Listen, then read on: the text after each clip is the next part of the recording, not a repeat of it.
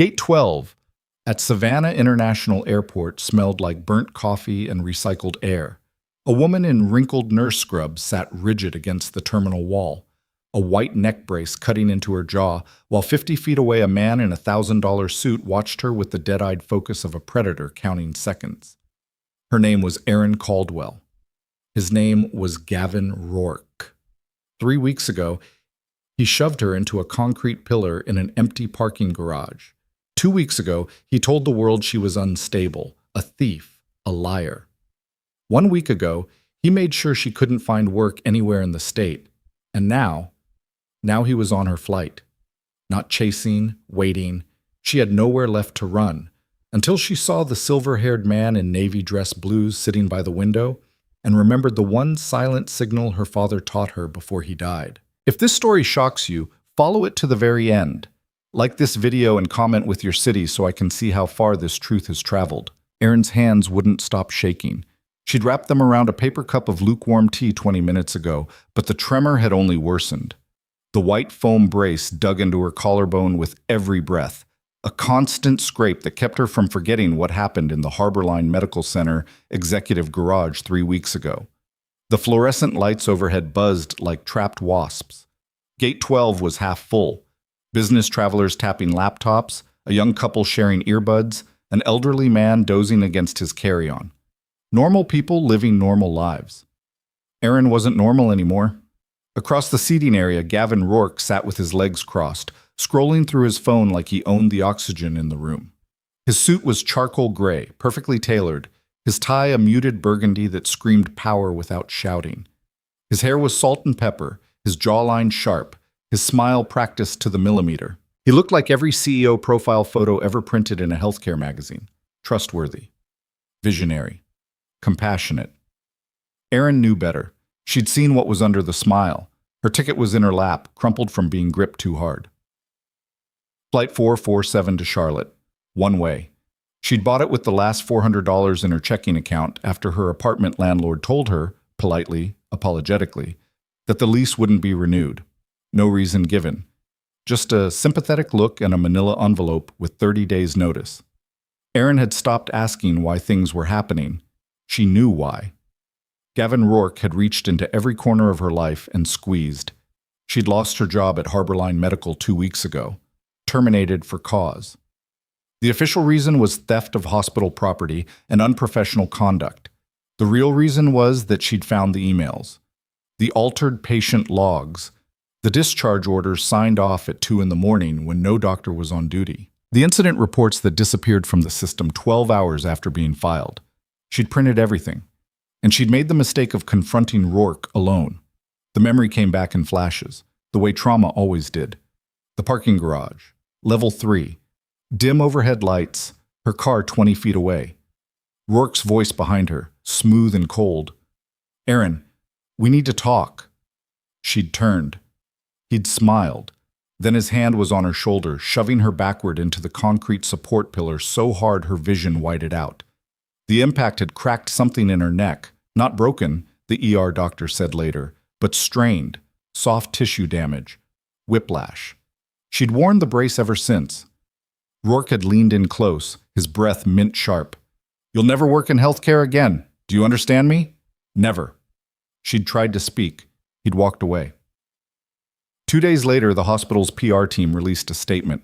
Aaron Caldwell, a former nurse at Harborline Medical Center, was no longer employed due to serious policy violations. The hospital took patient safety seriously and had a zero-tolerance policy for misconduct. Her phone exploded. Friends stopped answering. Colleagues she'd worked beside for 6 years avoided her in grocery stores. Her nursing license was flagged for review, nothing official, just a quiet investigation that meant no one would hire her while it was pending. Gavin Rourke had weaponized his reputation. And it worked. Erin shifted in her seat, the brace digging deeper. She glanced at Rourke again. He was still scrolling, utterly calm. He hadn't looked at her once since she'd sat down, but she could feel his awareness like static electricity. He knew exactly where she was. He always did. She didn't know how he'd found out about the flight. Maybe he had someone monitoring her credit card. Maybe he'd bribed someone at the ticket counter. Maybe he had access to systems she didn't even know existed. It didn't matter. He was here. And in 90 minutes, they'd be trapped together in a metal tube at 30,000 feet. Her throat tightened. She couldn't get on that plane, but she couldn't afford to miss it either. Charlotte was the only city left where she had a friend who'd still take her calls, an old nursing school roommate who'd offered her a couch and a chance to regroup. If she didn't get on this flight, she had nowhere to go. No money, no plan. She was out of moves. The gate agent's voice crackled over the intercom.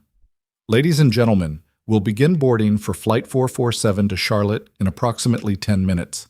We'll start with our first-class passengers and anyone needing additional time. Erin's pulse spiked. She forced herself to breathe slowly, the way her father had taught her during her first panic attack in high school. 4 counts in. Hold. 4 counts out. Repeat. He'd been a Navy corpsman, calm under pressure, the kind of man who could stitch a wound while mortars fell and never flinch. He died of a heart attack when she was 23, 2 weeks before her nursing school graduation. She wished he were here now. Her eyes drifted across the gate area, searching for something, anything that might help. A security guard, a friendly face. An exit she hadn't noticed. That's when she saw him. Sitting near the window, partially obscured by a structural column, was a man in his early 60s wearing a navy dress blue uniform. The jacket was pristine, the ribbons on his chest arranged in perfect rows. Silver eagles gleamed on his shoulders. His hair was steel gray, cut military short, and his posture was ramrod straight even while seated. He was reading a newspaper, an actual paper newspaper, with the kind of focused attention that suggested he wasn't just passing time. Erin's breath caught. An admiral. She didn't know his name, didn't recognize his face, but the rank was unmistakable. Her father had shown her the insignia 100 times, quizzing her until she could identify every officer rank in every branch from across a room. The admiral turned a page, his movements precise. Erin's mind raced. Her father's voice echoed in her memory, clear as glass. If you're ever in real trouble, Erin, the kind where you can't speak, can't ask for help out loud, you give the signal, silent, subtle. Any military officer worth their salt will recognize it. He'd shown her the gesture once, just once. A small, specific motion with the hand. Not a wave, not a salute. Something older. Something that predated radios and encrypted channels. A distress signal from the days when sailors needed to communicate across distances without words. She'd never used it. She'd never needed to. Until now. Erin's hands were still shaking, but her decision crystallized with sudden, terrifying clarity. She had no legal proof that would hold up in the next 10 minutes. No lawyer. No witness who'd risk their career to back her up. No evidence that a gate agent or TSA officer would take seriously. But she had the signal, and she had one chance. The intercom crackled again. We'd like to begin pre-boarding for Flight 447. If you need additional time or assistance, please come to the gate now. Rourke stood. He stretched slightly, rolling his shoulders, then picked up his leather briefcase and moved toward the boarding line with the unhurried confidence of someone who'd already won. He didn't look at Erin. He didn't need to. Erin's pulse hammered in her ears. The Admiral was still reading. She stood slowly, pain lancing through her neck. The brace felt like a vice. She took one step toward the window, then another. Her vision tunneled. The terminal noise faded to white static. She stopped 10 feet from the Admiral. He didn't look up. Erin raised her right hand, slowly, deliberately. She extended her thumb and pinky while folding the middle 3 fingers against her palm. Then she brought her hand to her chest, just below her collarbone, and held it there. 3 seconds. No more. The newspaper stopped moving. The Admiral's eyes flicked up. For a moment, nothing happened. Then his gaze locked onto hers with the kind of intensity that could crack steel. He folded the newspaper in one smooth motion, set it on the seat beside him, and stood. His face revealed nothing. No alarm, no confusion, just absolute focus. He walked toward her. Erin's knees nearly buckled. The Admiral stopped 2 feet away, his voice low and firm. Don't move. Don't say anything yet. He turned toward the gate agent, his tone shifting into something that wasn't loud but carried the weight of unquestionable authority. Excuse me. I need security here immediately. The gate agent blinked. Sir, is there a problem? Yes. Call your supervisor and airport police. Now. The agent's hand went to her phone. Rourke's head snapped around. He was halfway through the boarding line, but his eyes found Aaron instantly. His expression didn't change, but something flickered behind it. Calculation, recalibration. He stepped out of the line and walked toward them, his smile sliding into place like a mask. Aaron, he said, his voice warm and concerned, pitched just loud enough for nearby passengers to hear. Are you all right? We've all been so worried about you. The Admiral stepped between them. Not aggressive, not confrontational, just a wall of dress blues and unshakable presence. Rourke stopped. His smile thinned. I'm sorry, but this is a private matter. Erin is a former employee and she's been under a great deal of stress. I'm just trying to make sure she gets the help she needs. The Admiral's expression didn't flicker. Step back. It wasn't a request. Rourke's jaw tightened. I don't think you understand. I understand perfectly. The Admiral's voice was quiet, lethal. Step back and wait for security. 2 airport police officers appeared at the gate entrance, hands resting near their belts. The gate agent was speaking rapidly into her phone. Passengers were starting to stare, phones lifting. Rourke's mask slipped for half a second, just long enough for Aaron to see the cold fury underneath.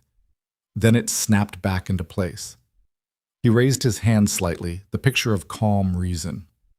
Of course. I'm happy to cooperate, but I think there's been a misunderstanding.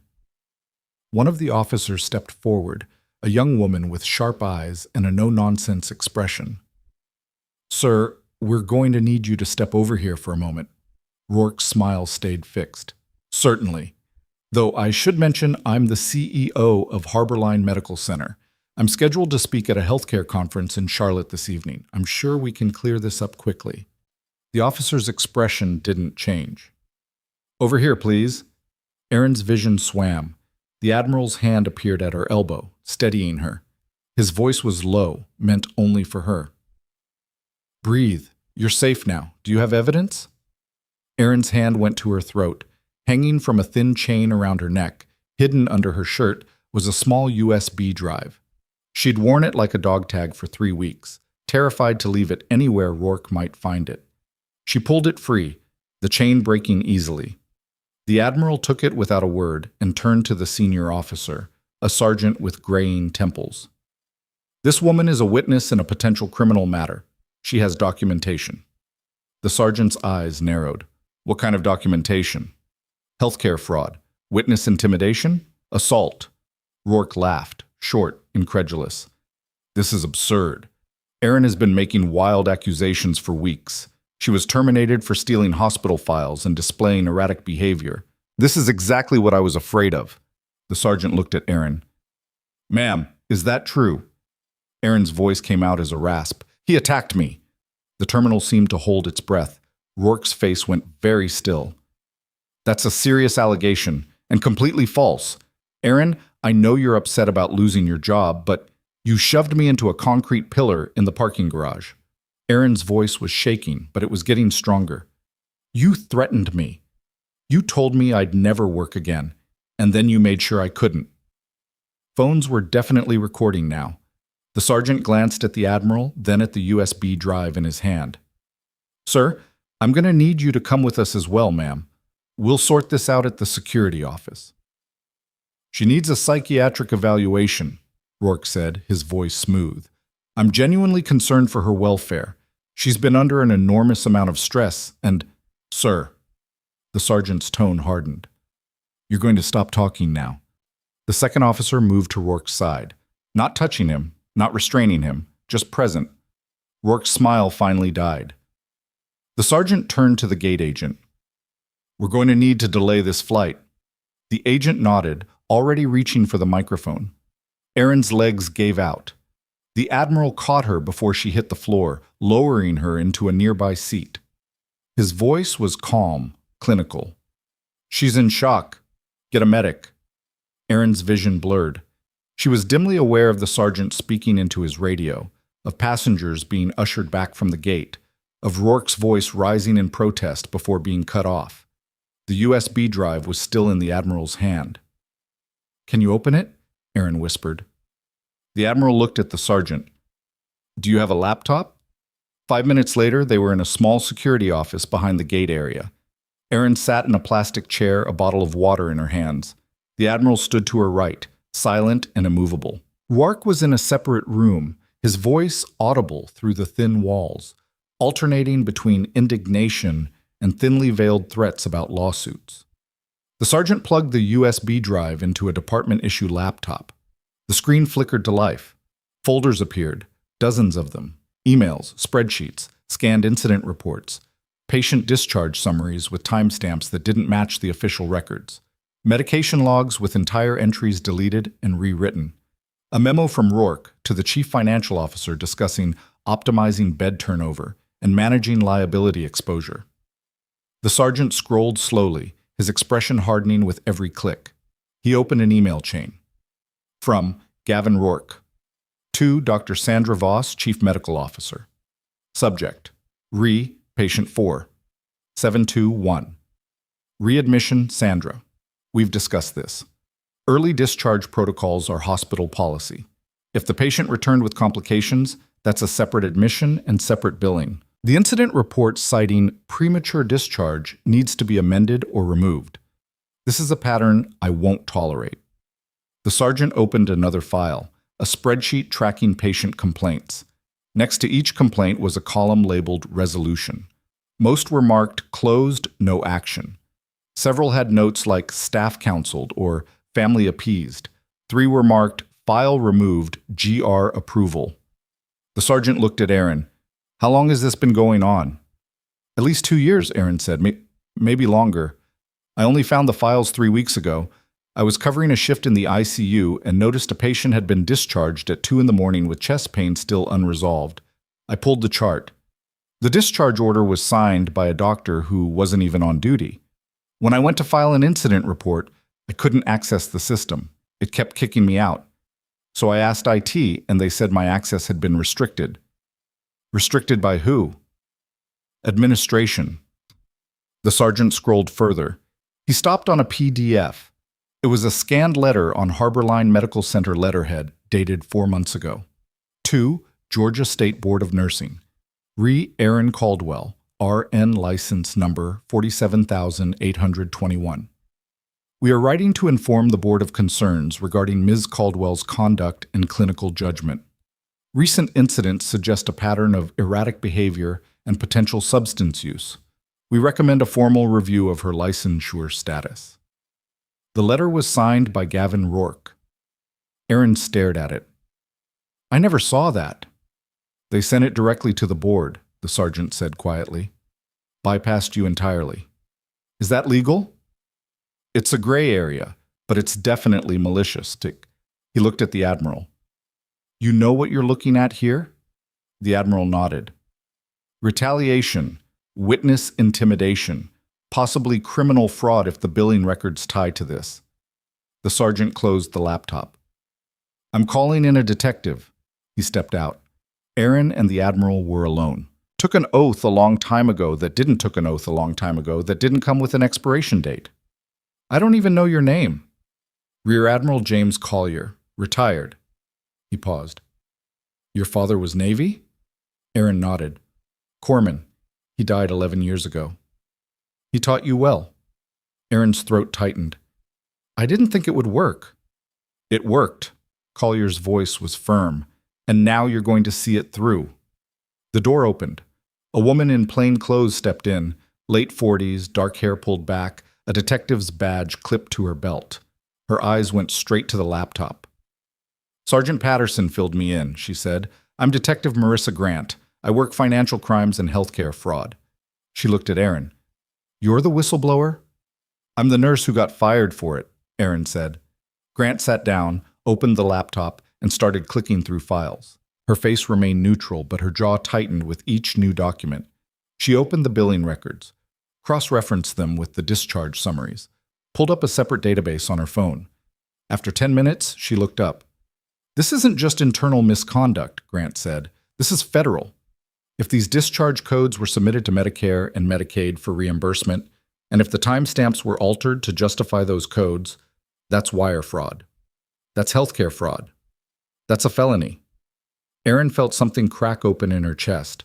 Not relief, not yet, but the first thin edge of it. Grant kept scrolling. She stopped on a file labeled Personnel, Confidential. Inside were performance reviews. Erin's name was on half of them. Each one had been rewritten. Original comments praising her clinical skills had been replaced with vague criticisms. Struggles with teamwork. Difficulty accepting feedback. Concerns about judgment. The edits were dated 3 weeks ago. Right after Erin confronted Rourke, Grant's expression went cold. He tried to rewrite history. He did rewrite it, Erin said. Everyone believes him. Not anymore. Grant stood and opened the door.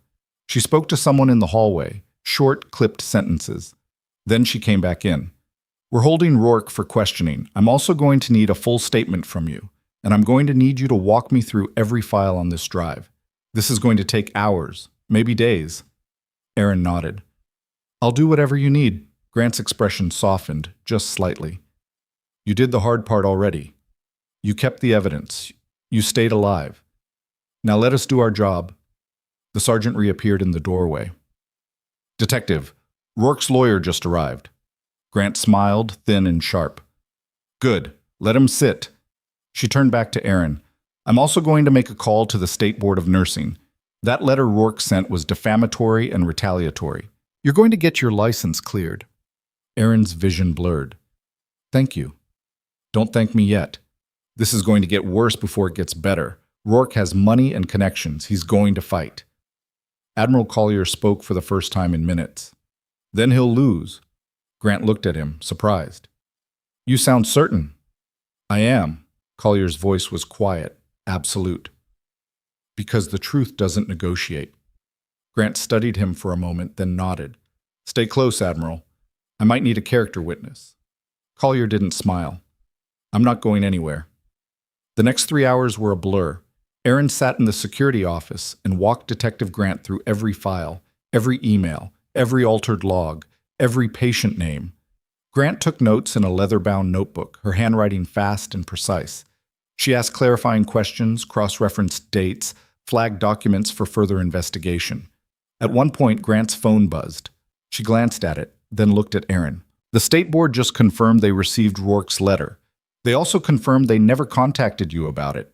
It was sitting in a pending file, waiting for someone to follow up. Would they have? Erin asked. Eventually, but by then, Rourke would have had months to build a narrative. Grant's jaw tightened. He was playing the long game. What happens now? Now we flip the board. Grant made another call. Erin couldn't hear the other side of the conversation, but Grant's tone was brisk, professional, uncompromising. When she hung up, she looked at Erin with something close to satisfaction. Federal agents are executing a search warrant at Harborline Medical Center within the hour. They're seizing servers, financial records, personnel files. Everything. Erin's breath caught. That fast?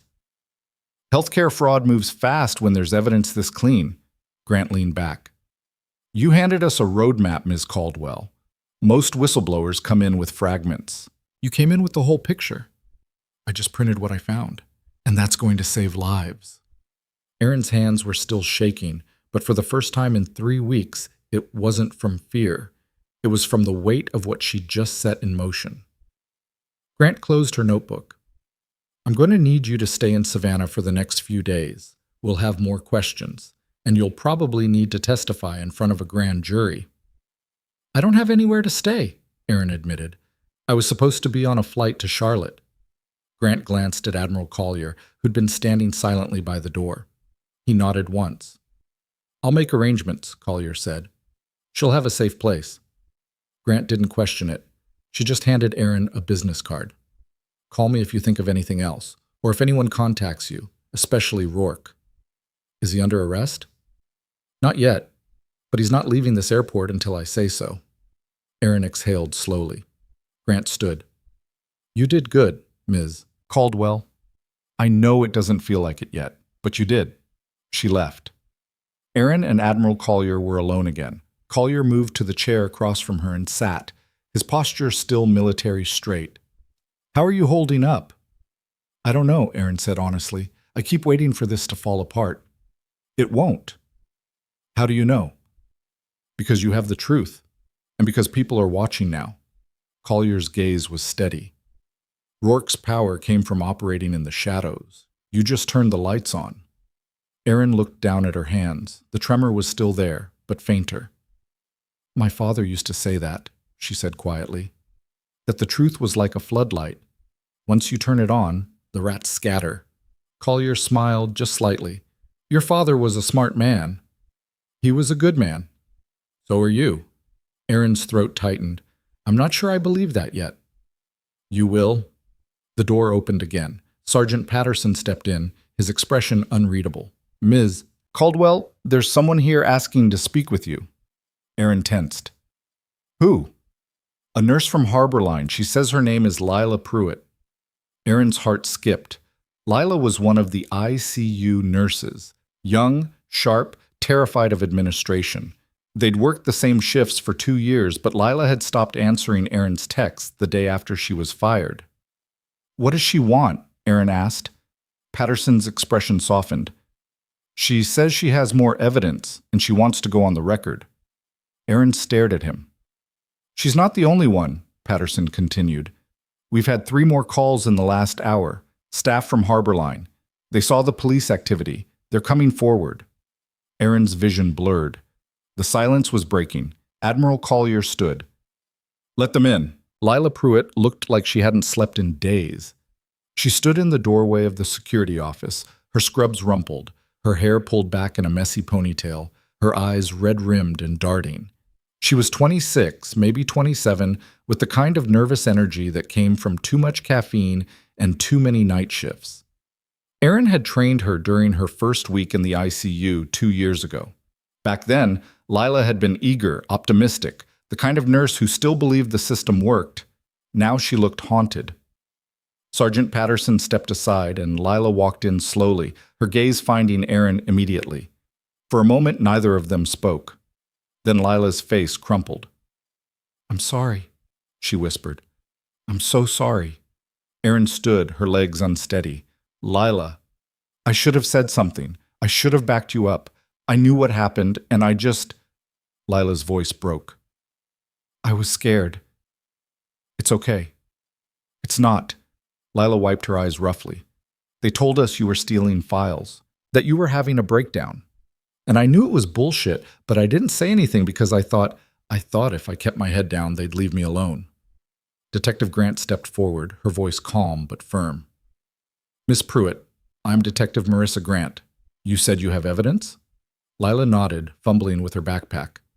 She pulled out a worn notebook, the kind nurses carried for shift notes, and a folded piece of paper. Her hands were shaking. "I kept copies," Lila said. "Not of everything, just the stuff I saw myself. Patients discharged too early, orders that didn't make sense. Incident reports I filed that disappeared." Grant took the notebook carefully. "Why did you keep these?" "Because I didn't trust them." Lila's voice hardened. "Rourke came to our unit 3 months ago and told us we needed to improve our efficiency metrics. He said patients were staying too long, that we were costing the hospital money. He made it sound like we were the problem." "What happened after that?" Grant asked. "Discharge orders started coming faster. Patients who should have stayed another day were being sent home. We'd push back and administration would override us. One time, a woman with unstable blood pressure got sent home at midnight because her insurance wouldn't cover another day. She came back 6 hours later in full cardiac arrest." Lila's voice cracked. "We coded her for 40 minutes. She didn't make it."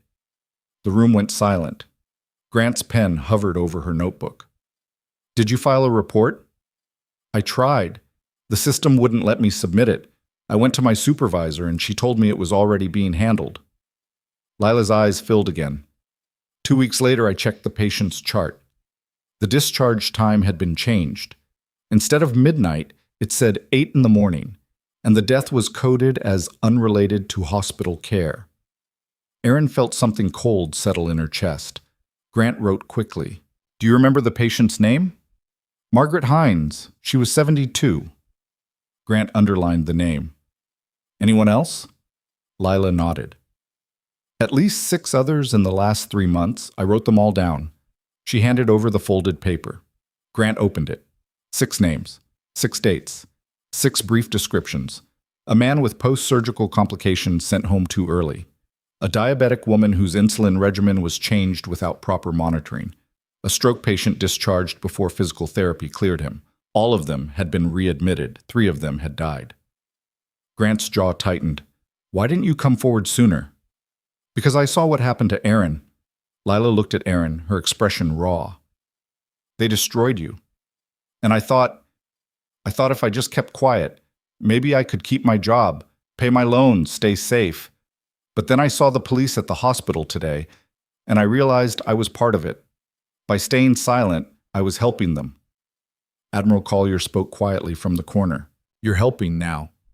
Lila turned to him, seeming to notice him for the first time. She blinked at the uniform, the insignia, then looked back at Grant. What's going to happen? You're going to give me a full statement, Grant said. Every detail, every name, every patient, and then I'm going to build a case that makes sure this never happens again. Lila nodded, tears streaming down her face. Grant glanced at Sergeant Patterson. Set her up in the conference room. Get her water, coffee, whatever she needs. This is going to take a while. Patterson guided Lila out. Grant turned to Aaron. You knew about these deaths? I suspected, Aaron said, but I didn't have proof. I tried to pull patient outcome data from the system, but my access was blocked. Rourke blocked it? Someone in administration did. I assumed it was him. Grant flipped through her notes. If these deaths are connected to fraudulent discharge coding, that elevates this from financial crime to manslaughter. Maybe worse. Aaron's stomach turned. Grant's phone buzzed. She glanced at it, then looked up sharply. Federal agents just arrived at Harborline. They're meeting resistance from hospital security. What kind of resistance? Collier asked. The kind that means someone's trying to destroy evidence. Grant was already moving toward the door. I need to go. Stay here. Don't leave this airport until I clear it. She was gone before Aaron could respond. The silence that followed felt heavy. Aaron sank back into the chair, her hands pressed to her face. The neck brace dug into her jaw, a constant reminder of Rourke's hand on her shoulder, the concrete pillar, the moment everything had shattered. Collier sat down across from her. You holding up? I don't know. Aaron's voice was muffled. I keep thinking about those patients. Margaret Hines, the others. If I'd acted sooner. You acted as soon as you had evidence, Collier said firmly. You didn't cause their deaths. Rourke did. But I worked there. I saw the patterns. I should have. You did. Collier's tone left no room for argument. You risked everything to stop it. That's more than most people would do. Aaron lowered her hands. What if it's not enough? It will be. She wanted to believe him. The door opened again. Sergeant Patterson stepped in, his expression grim. 2 more nurses just showed up, one from the ER, one from post-op. They're both asking to speak with Detective Grant. Aaron's breath caught.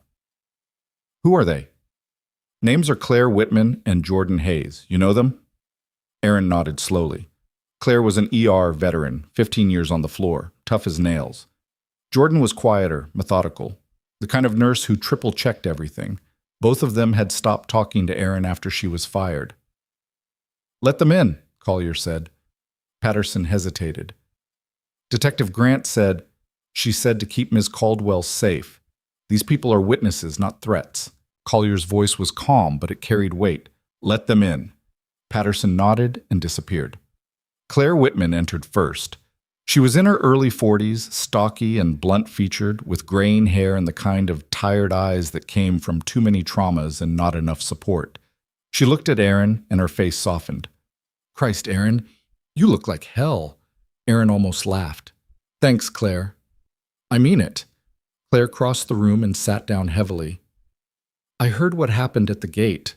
Rourke's losing his mind in the other room. Good. Jordan Hayes followed, younger and slighter, with dark skin and close-cropped hair. He stayed near the door, arms crossed, his expression unreadable.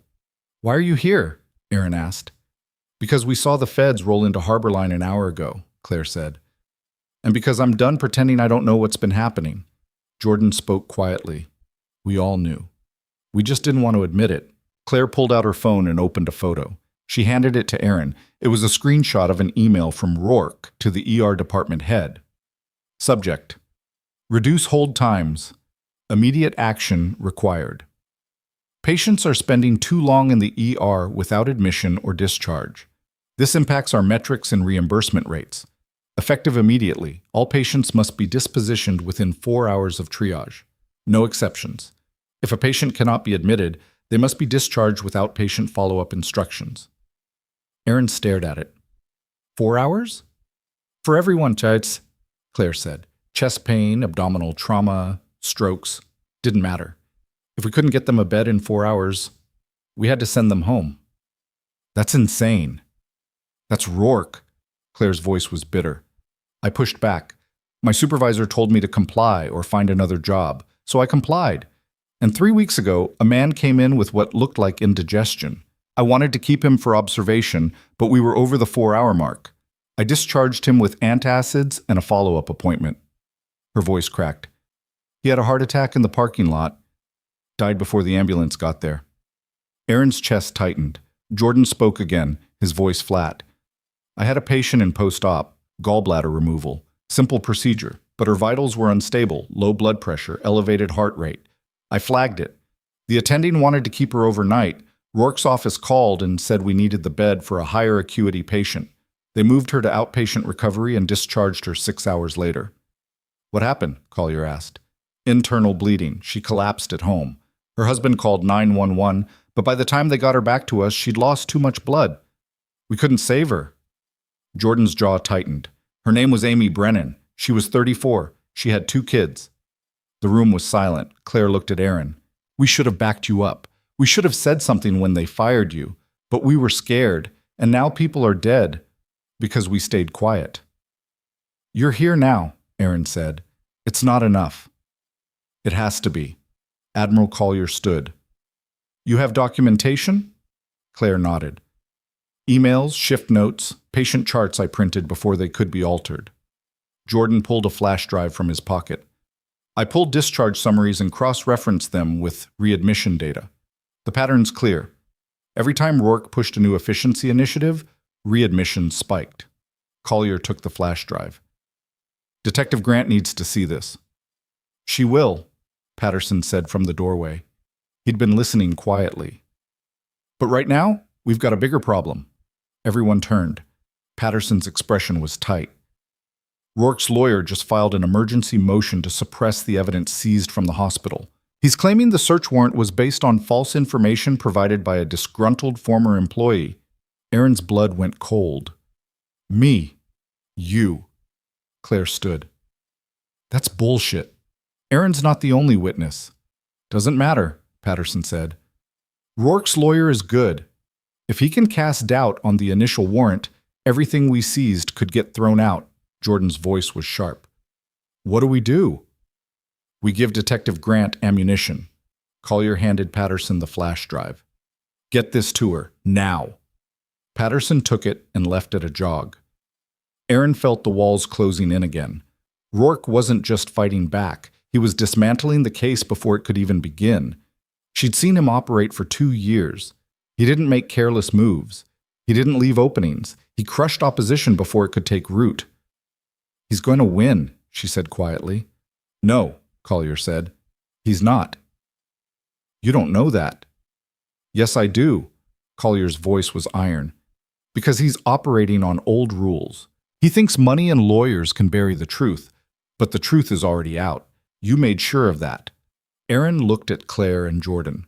Both of them were pale, but both of them were still standing. Claire met her gaze. We're not backing down.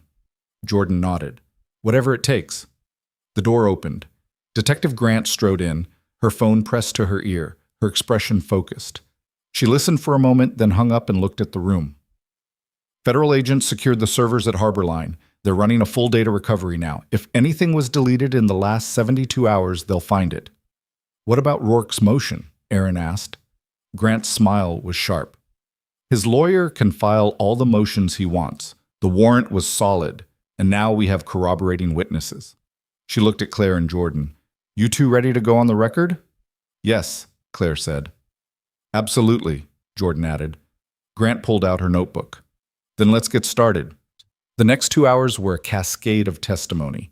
Claire and Jordan walked Grant through every detail: dates, patient names, emails, policy changes, conversations with supervisors. Grant's pen moved constantly, filling page after page. Sergeant Patterson brought in a second detective to help process the volume of information. Erin sat in the corner, listening. Every story felt like a knife turning.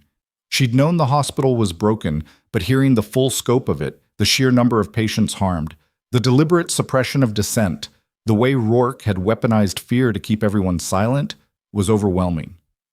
At one point, Grant's phone rang. She stepped out to take the call. When she came back, her expression was unreadable. That was the U.S. Attorney's Office, she said. They're opening a formal investigation into Harborline Medical Center, healthcare fraud, falsification of records, and negligent homicide. Erin's breath caught. Homicide?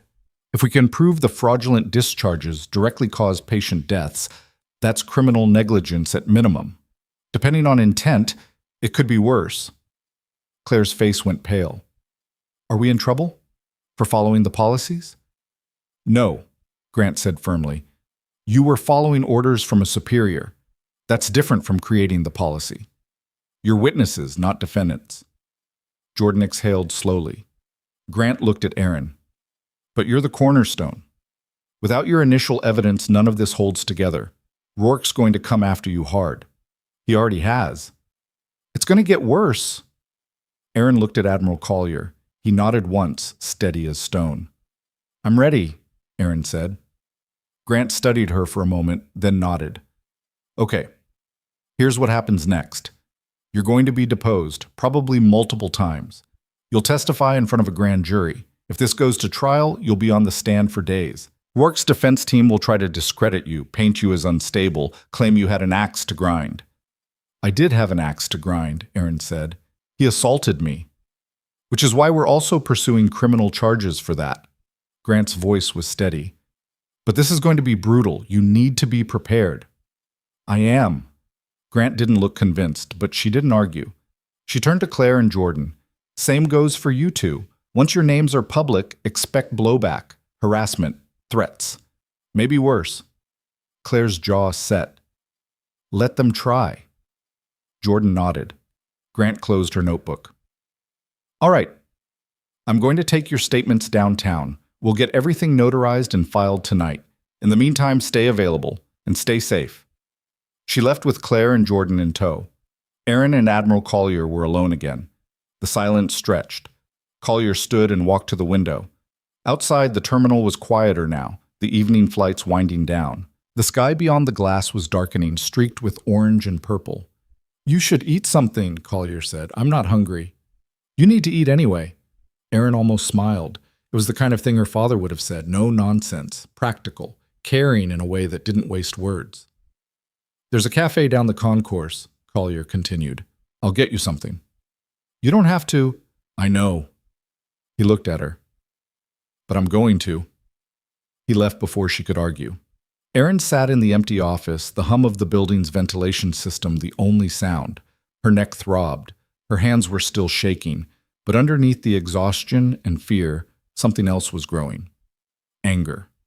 Not the hot, reckless kind. The cold, focused kind. The kind that burned slow and didn't go out. Rourke had hurt people. He'd killed people. And he'd done it while wearing a suit and a smile, hiding behind policies and lawyers and the assumption that no one would ever hold him accountable. Erin had been willing to walk away.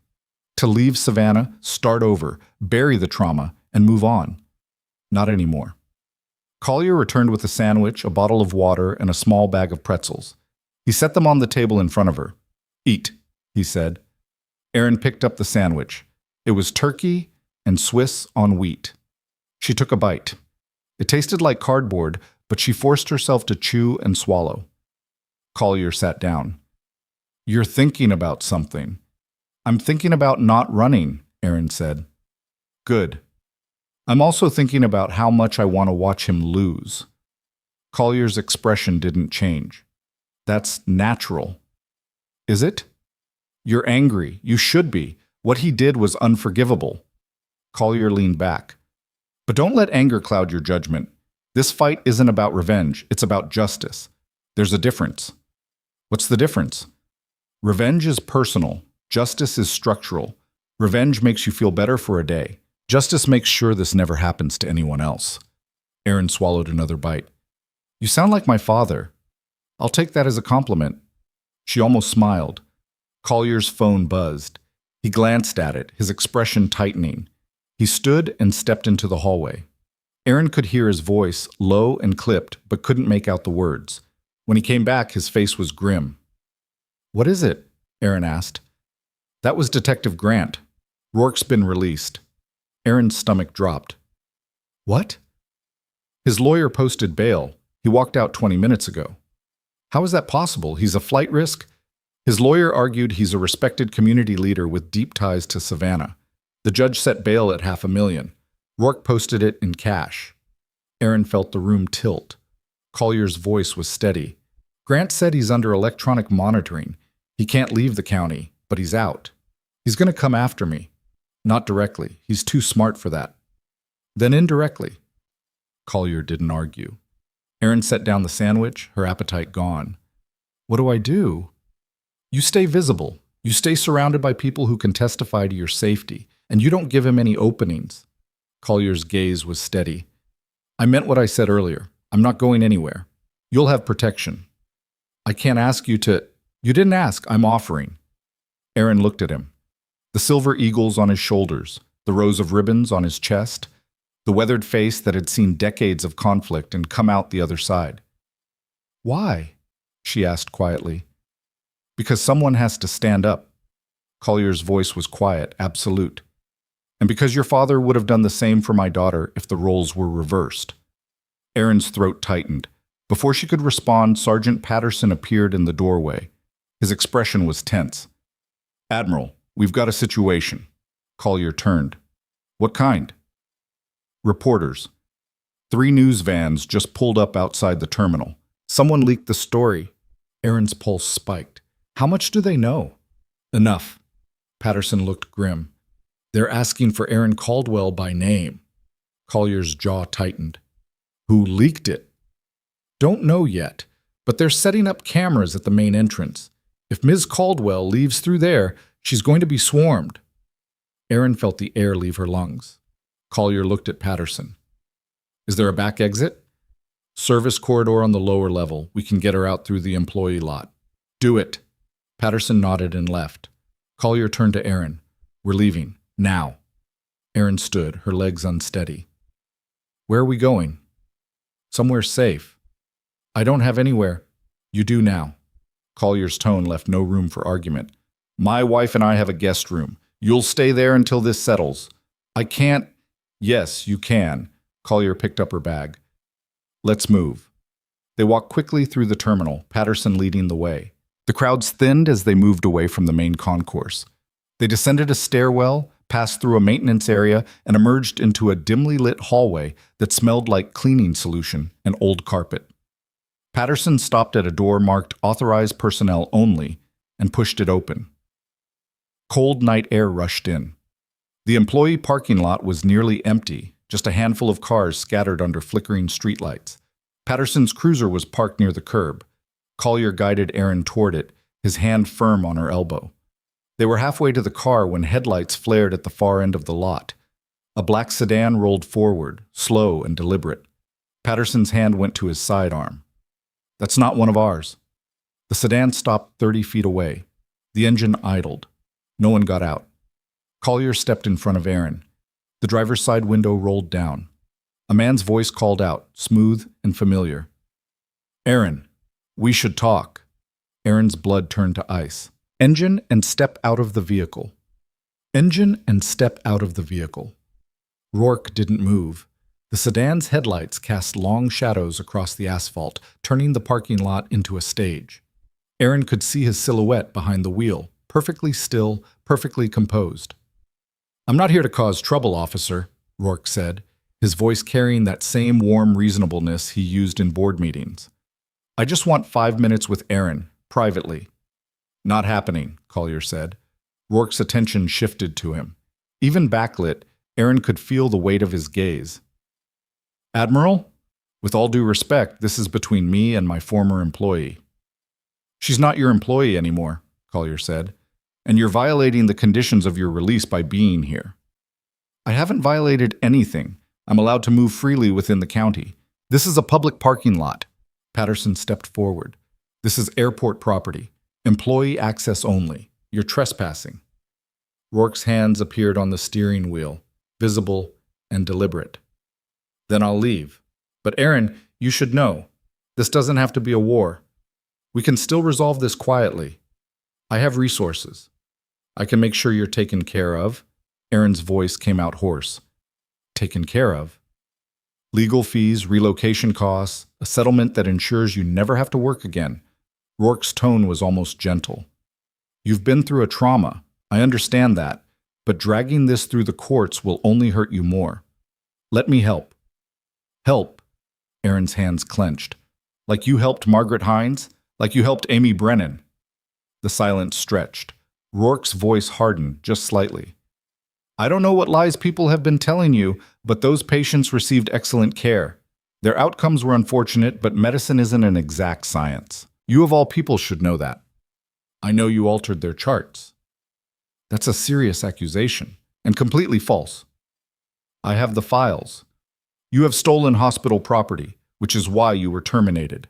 Rourke's voice never rose, never cracked. Aaron, I'm offering you a way out. Take it, because if you don't, I will defend myself. And I have better lawyers, better resources, and better credibility than you do. This will end badly for you. Patterson's hand tightened on his weapon. Sir, final warning. Turn off the engine and exit the vehicle. Rourke paused, then the engine shut off. The headlights died. For a moment, the lot was dark, except for the distant glow of streetlights. Then Rourke opened the door and stepped out. He was wearing the same charcoal suit from the terminal, his tie still perfectly knotted. His hands were empty, held loosely at his sides. He looked calm, controlled, utterly unbothered. Patterson moved between him and Aaron. Stay where you are. Rourke stopped. I'm unarmed. I'm compliant.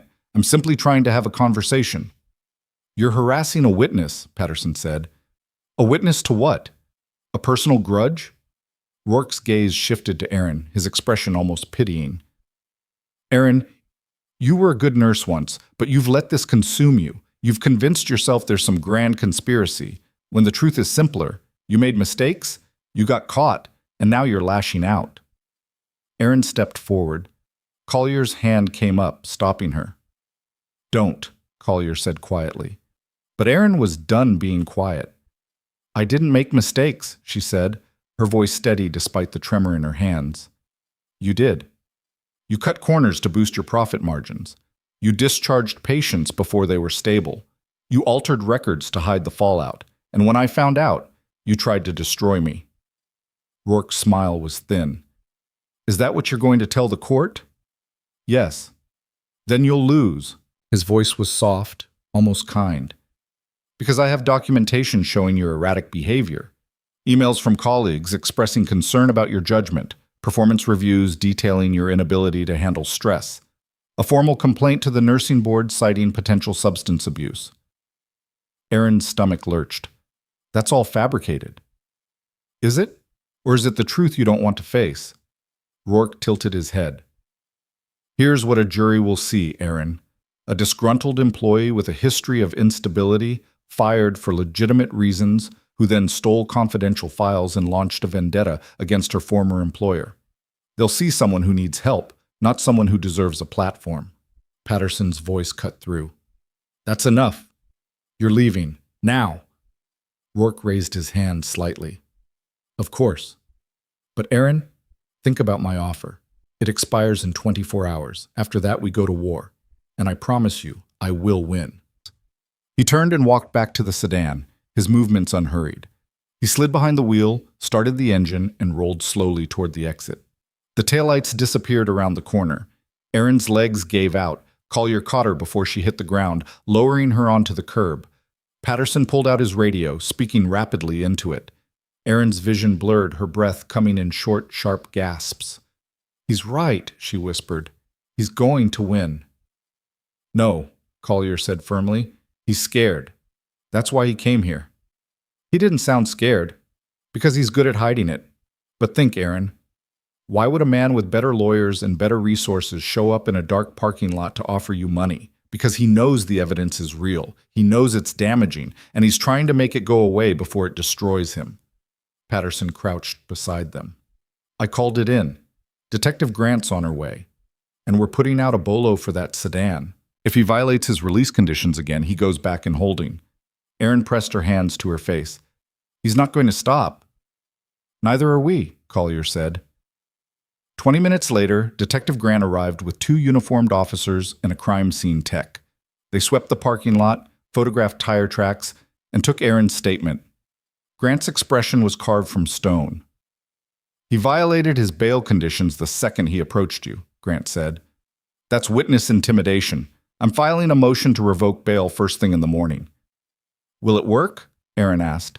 Depends on the judge, but combined with everything else, it strengthens our case. Grant looked at Collier. You were right to call me. This escalates things. Collier nodded. What's the threat level? High. Rourke's backed into a corner and he's lashing out. We need to get Ms. Caldwell somewhere secure. Already handled, Collier said. She's staying with my wife and me until this is resolved. Grant studied him for a moment, then nodded. Good. I'll have a patrol car swing by periodically. And Ms. Caldwell, I need you to carry this. She handed Aaron a small card with a phone number. That's my direct line. You see Rourke, you hear from him, you even think you see him. You call immediately. Aaron took the card. Her hands were still shaking. Grant turned to Patterson. Get them out of here. Use an unmarked car, and make sure you're not followed. Patterson nodded. 15 minutes later, Aaron was in the back seat of an unmarked sedan, Collier beside her, Patterson driving. They left through a service gate on the far side of the airport, winding through industrial streets and residential neighborhoods until Aaron lost track of direction entirely. Collier's phone buzzed. He glanced at it, typed a brief response, then looked at Aaron. My wife, Sarah. She's getting the guest room ready. You didn't have to do this. Yes, I did. The car turned onto a tree-lined street in a quiet suburb. The houses were modest but well kept, with tidy lawns and porch lights glowing warm against the night. Patterson pulled into the driveway of a single-story ranch with white siding and dark shutters. The front door opened before they reached it. A woman stepped out, early 60s, with short silver hair and sharp, intelligent eyes. She was wearing jeans and a sweater, her posture relaxed but alert. She looked at Aaron with the kind of assessing gaze that suggested she'd spent years as either a teacher or a nurse. Sarah Collier, she said, extending her hand. You must be Aaron. Aaron shook it. Thank you for... Don't. Sarah's voice was firm but kind. James told me what happened. You're safe here. That's all that matters right now. She guided Aaron inside. The house was warm, lived in. Family photos lined the hallway, Collier in various uniforms over the decades, a younger Sarah, 2 grown children, grandchildren. The living room had a worn couch, bookshelves crammed with hardcovers, and a fireplace with a mantel covered in framed commendations. Sarah led Aaron to a small bedroom at the back of the house. It had a twin bed with a quilt, a dresser, and a window overlooking the backyard. Simple, clean, safe. Bathroom's across the hall, Sarah said. Towels are in the closet. If you need anything, we're right down the hall. Aaron's throat tightened. I don't know how to thank you. You already did. You stood up when everyone else stayed silent. Sarah's expression softened. That takes courage most people don't have. Get some rest. We'll figure out the next steps in the morning. She left, closing the door softly behind her. Aaron sat on the bed, her body heavy with exhaustion. She pulled off the neck brace, wincing as the pressure released. Her neck throbbed, but the relief was immediate.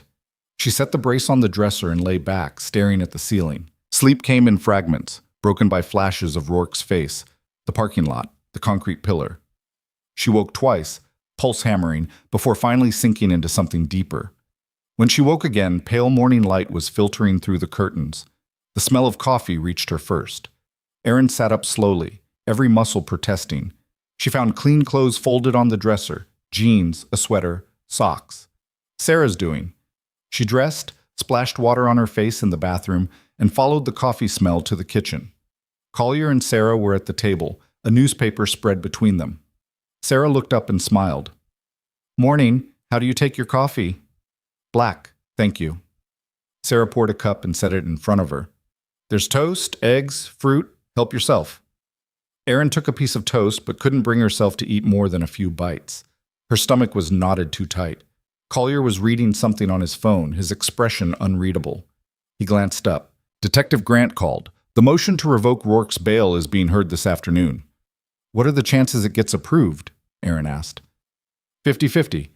The judge will weigh the severity of the violation against Rourke's ties to the community. In other words, his money might keep him out. Possibly. Collier set down his phone. But even if it does, it puts him under heavier scrutiny. Every move he makes now is being watched. Erin sipped her coffee. It was strong, bitter, grounding. Sarah's phone buzzed. She glanced at it, then frowned. "James, you need to see this." Collier took the phone. His jaw tightened. "What is it?" Erin asked. Collier turned the phone toward her. It was a news article from the Savannah Herald, posted 20 minutes ago. Hospital CEO faces allegations. Former nurse's mental health questioned. The article was brutal.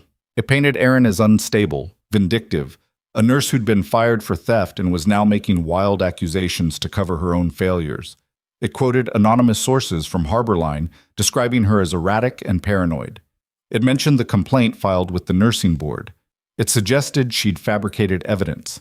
And buried near the end, almost as an afterthought, was a single line about the federal investigation, framed as a routine audit prompted by a disgruntled employee's complaints. Erin's hands went numb. "They're controlling the narrative," Sarah said quietly. Collier's expression was carved from granite. "Rourke's PR team. They're getting ahead of the story."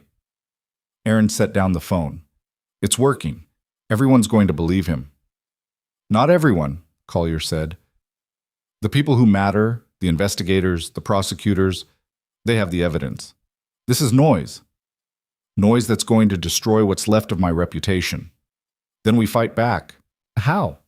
Collier stood. "By telling your story. The real one." Erin looked up at him. "To who?" "To everyone." An hour later, Erin was sitting in the living room while Collier made calls. Sarah had disappeared into the study, working her own network. Erin's phone buzzed. Detective Grant. She answered. "Hello?" "Miss Caldwell, it's Grant. Have you seen the news?" "Yes." "Ignore it.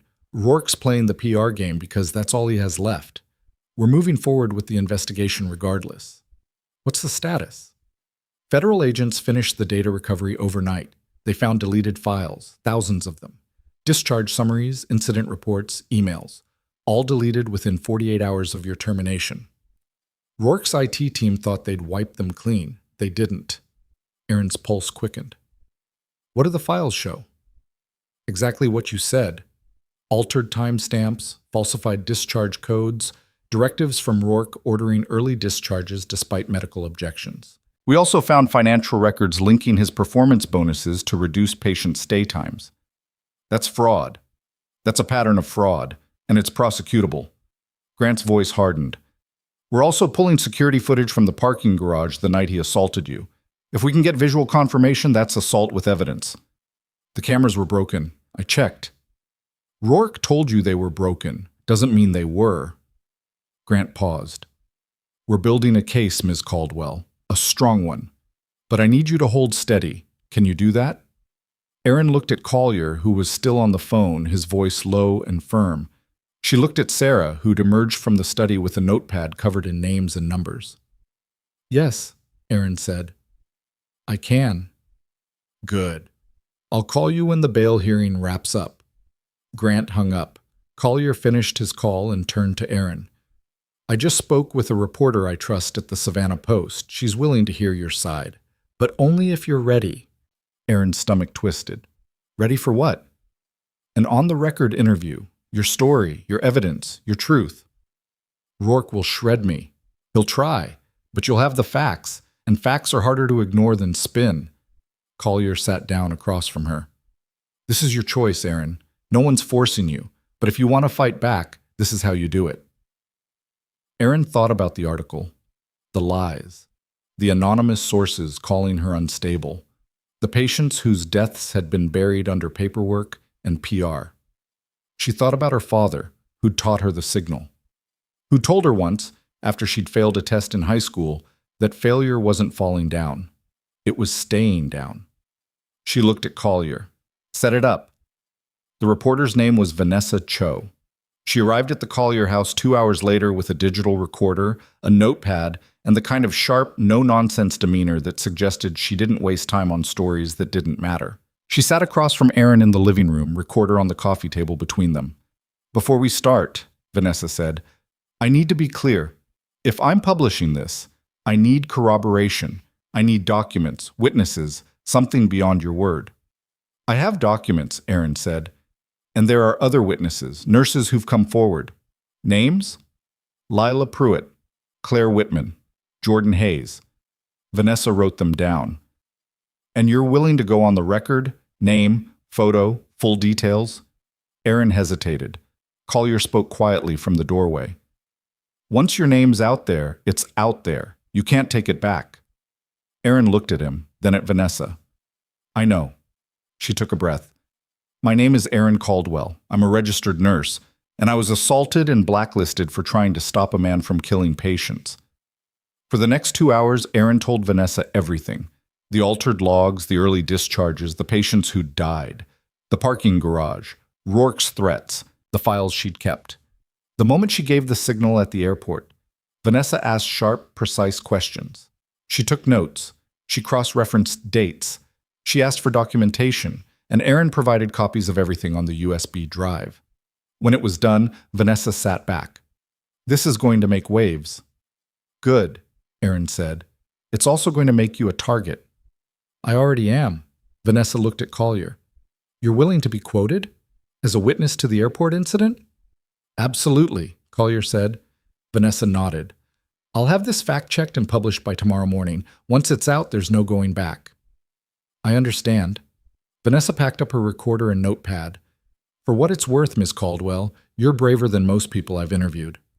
"I'm not brave," Aaron said. "I'm just out of options."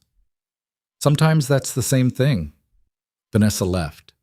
Aaron sat in the quiet living room, Sarah beside her, Collier standing by the window. The weight of what she'd just done settled over her like a blanket, heavy, suffocating, but also strangely comforting. She'd told the truth. All of it. And now the world would hear it. Collier's phone buzzed. He glanced at it, then looked up sharply. "Grant just texted. The bail hearing's over." Aaron's pulse spiked. "And?" Collier read the message, his expression unreadable. Then he looked at Aaron, and something like satisfaction flickered in his eyes. "Bail revoked. Rourke's back in custody." Aaron felt the air leave her lungs. Sarah reached over and squeezed her hand, but Collier wasn't smiling. He was still reading the message, his frown deepening. "What is it?" Aaron asked. Collier looked up. "Grant says Rourke's legal team is already filing an emergency appeal, and they've subpoenaed your medical records, psychiatric evaluations, anything they can use to discredit you." Aaron's stomach dropped. "Can they do that?" "They can try. Whether a judge allows it is another question." Sarah's grip tightened. "They're going scorched earth." "They are," Collier said, "which means we need to be ready." Aaron's phone buzzed. Unknown number. She almost didn't answer, but something made her pick up. "Hello?" A woman's voice, shaking and young. "Miss Caldwell, my name is Rachel Winters. I'm a nurse at Harborline. I heard what you did, and I need to tell you something." Aaron's pulse quickened. "What is it?" "There's a patient here right now. Same thing that happened to the others. Discharge order came down this morning. She's not stable. Blood pressure's all over the place. But administration's pushing us to send her home." Aaron stood. "Who gave the order?" "The interim CEO, Rourke's replacement."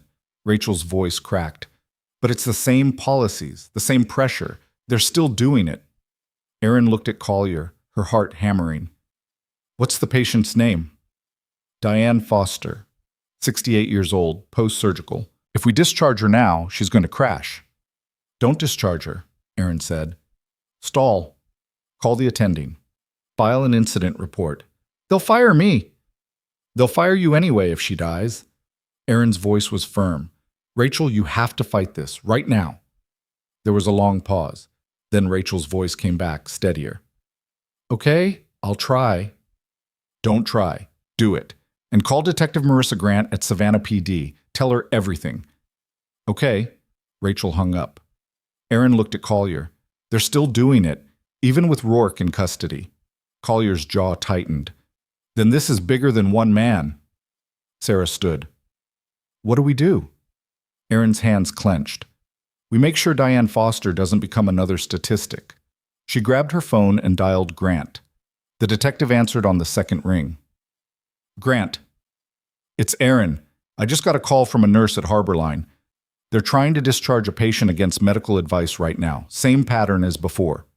Grant's voice sharpened. Name. Diane Foster, 68, post-surgical. I'm on it. Grant's line went muffled as she barked orders to someone else. Then she came back. I'm sending officers to Harborline now. If they discharge her before we get there, we'll have grounds for an emergency injunction. Will that hold? It'll buy time, and time is what we need. Grant paused.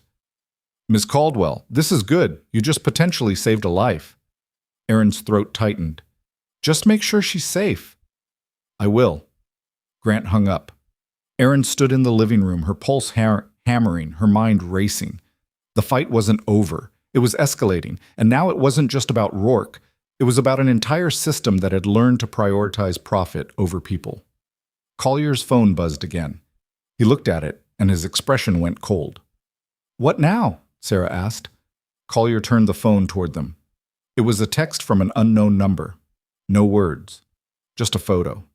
It was Aaron's apartment building, taken from across the street, time-stamped 30 minutes ago, and written across the bottom in block letters, "We know where you live." Aaron stared at the photo, her apartment building sharp and unmistakable in the afternoon light.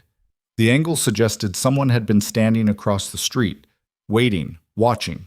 The timestamp was recent enough that whoever took it might still be there. Collier's voice cut through her paralysis. Sarah, get the blinds. Sarah moved immediately, pulling curtains closed throughout the house with practiced efficiency.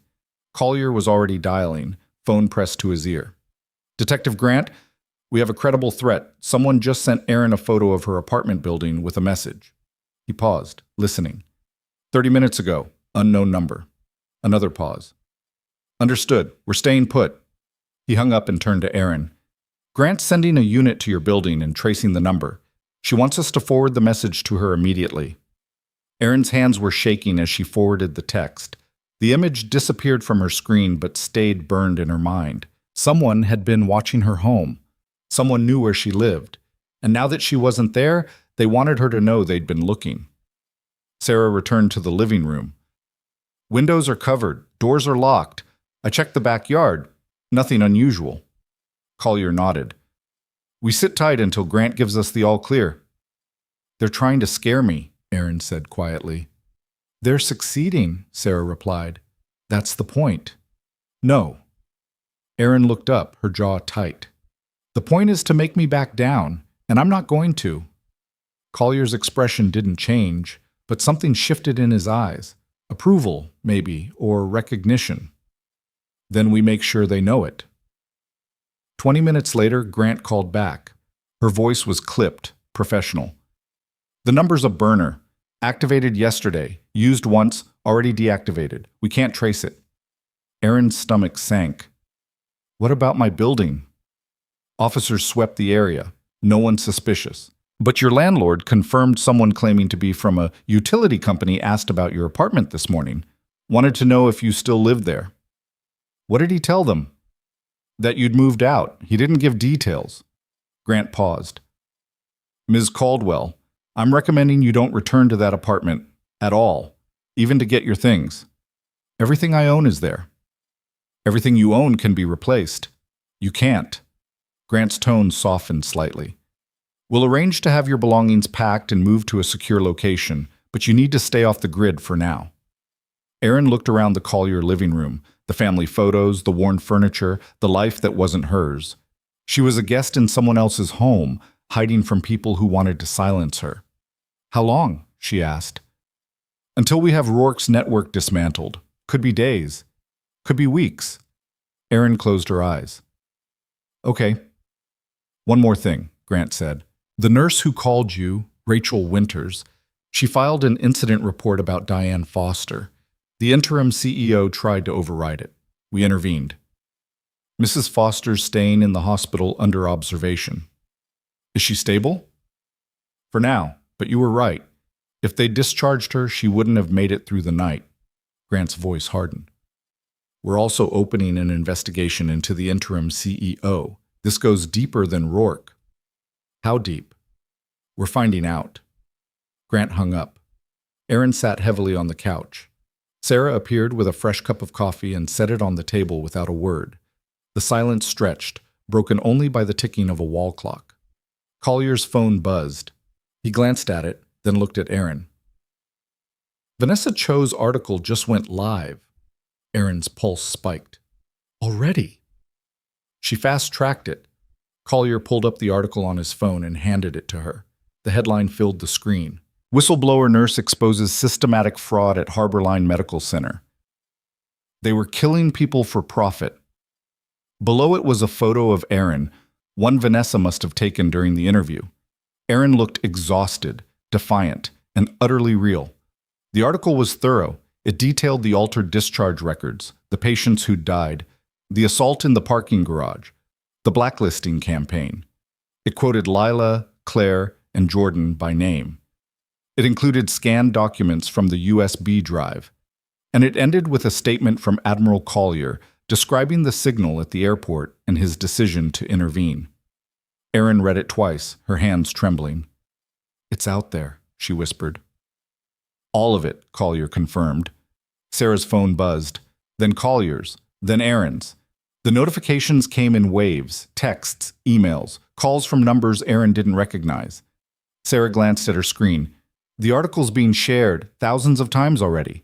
Erin's phone rang. She didn't recognize the number, but something made her answer. Ms. Caldwell? A man's voice, formal and careful. My name is David Brennan. My wife was Amy Brennan. Erin's breath caught. Jordan had mentioned Amy, the woman who'd bled out after being discharged too early. Mr. Brennan, I just read the article, he said, his voice thick. I've been trying to get answers for months. The hospital told me it was a complication, that it wasn't their fault, but I knew something was wrong. I knew they were lying. Erin's throat tightened. I'm so sorry. Don't apologize. You're the first person who's told me the truth. His voice cracked. Thank you for not letting them bury her. Erin couldn't speak. I'm going to the police, David continued. I'm going to tell them everything, and I'm going to make sure everyone knows what they did to my wife. You don't have to. Yes, I do. His voice steadied. Because if I don't, someone else's wife dies, someone else's mother, and I can't live with that. He hung up. Erin sat staring at the phone, tears blurring her vision. Sarah moved beside her, a hand on her shoulder. You gave him a voice, Sarah said quietly. That matters. Erin nodded, unable to speak.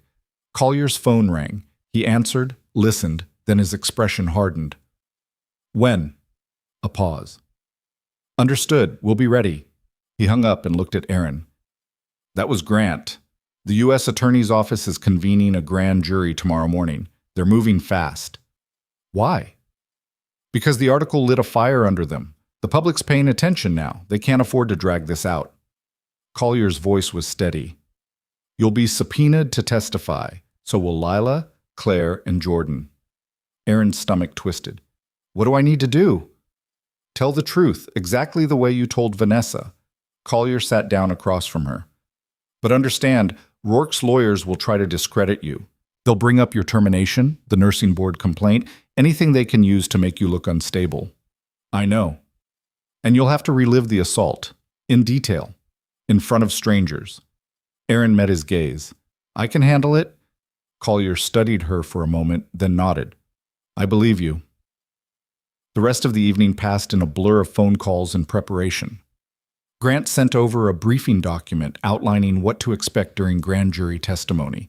Vanessa called to say the article had been picked up by national outlets. Sarah made dinner that no one ate. At some point, Erin found herself standing in the guest room, staring at her reflection in the mirror.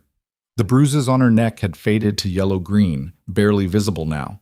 The woman looking back at her was thin, exhausted, and hollow-eyed, but she was still standing. A knock at the door. Sarah stepped in, carrying a folder. "I thought you might want to see this." She handed Erin the folder. Inside were printouts of social media posts, news comments, messages of support from people Erin had never met.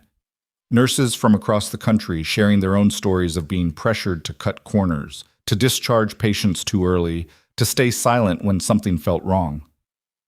One message stood out. "I was a patient at Harborline last year. They sent me home when I could barely walk.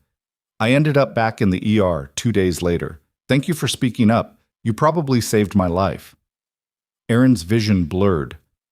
"You're not alone in this," Sarah said gently. "You never were." Erin nodded, unable to find words. That night, sleep came in fragments again. But this time, when Erin woke in the dark, it wasn't from fear, it was from determination. The next morning, Collier drove her to the federal courthouse downtown. The building was granite and glass, imposing and sterile. Photographers and reporters lined the steps, cameras flashing as Erin and Collier walked past. Someone shouted her name. She didn't look up. Inside, Detective Grant was waiting with a federal prosecutor, a woman in her 40s named Catherine Marsh, with steel-gray eyes and the kind of no-nonsense presence that filled a room.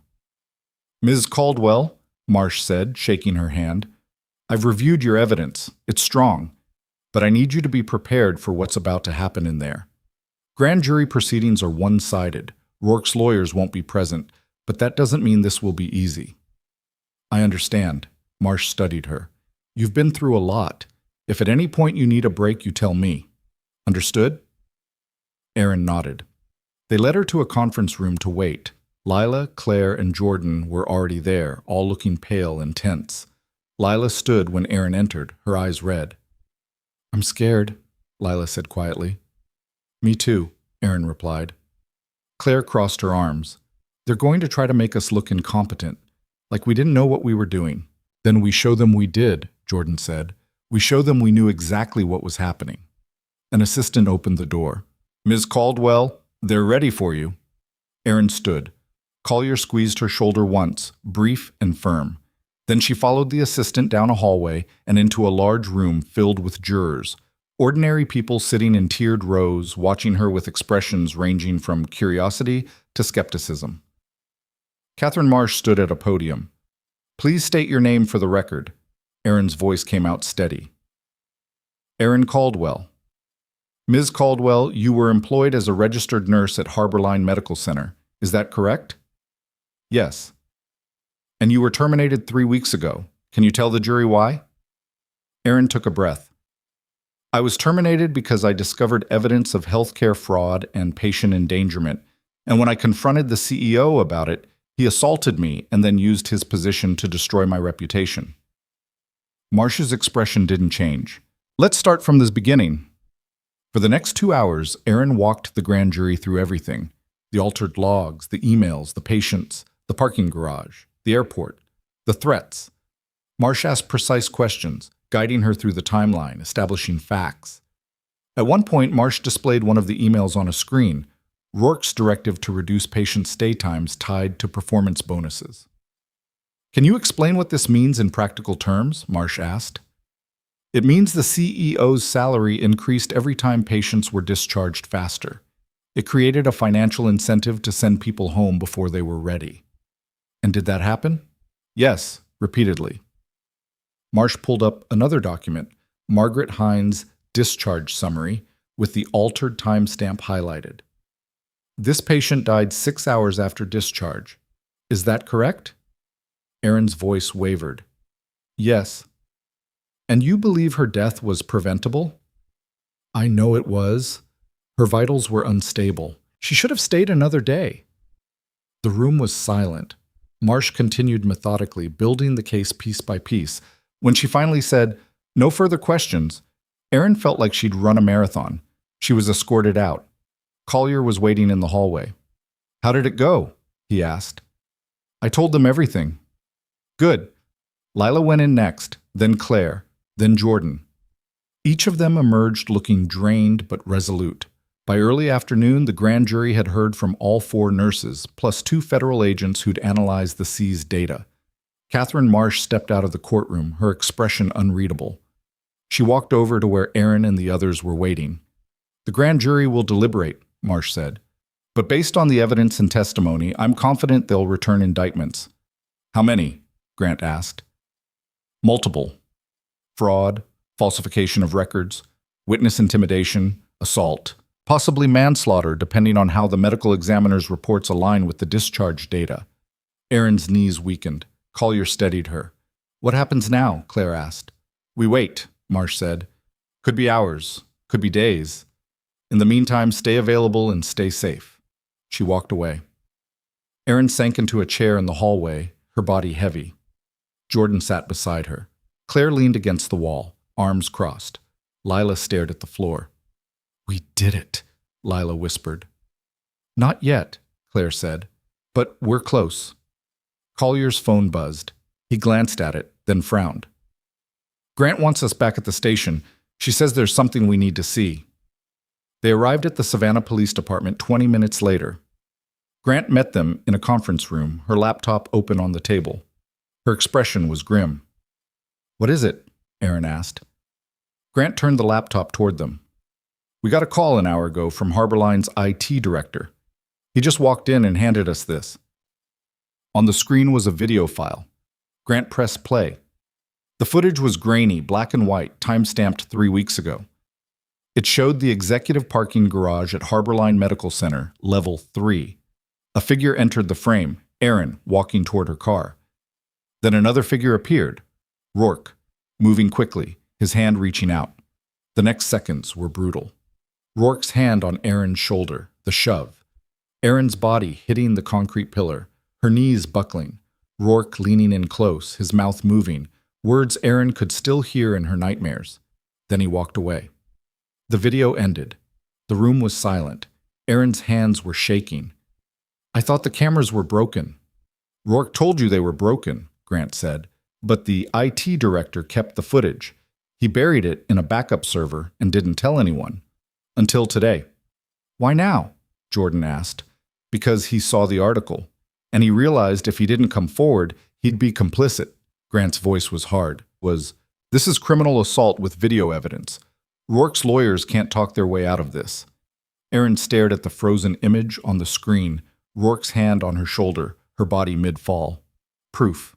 Undeniable and clear. We're adding this to the evidence file, Grant said, and I'm personally walking it to the U.S. Attorney's Office. Collier spoke quietly.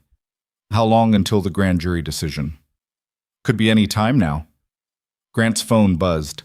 She glanced at it, then looked up sharply. They're back. Grand juries reached a decision. The courthouse was chaos when they returned. News crews had multiplied, cameras and microphones crowding the steps. Aaron, Collier, and the other nurses pushed through to the entrance, Grant clearing a path. Inside, Catherine Marsh was waiting. Her expression was neutral, but her eyes were sharp. The grand jury has returned indictments, she said. Multiple counts.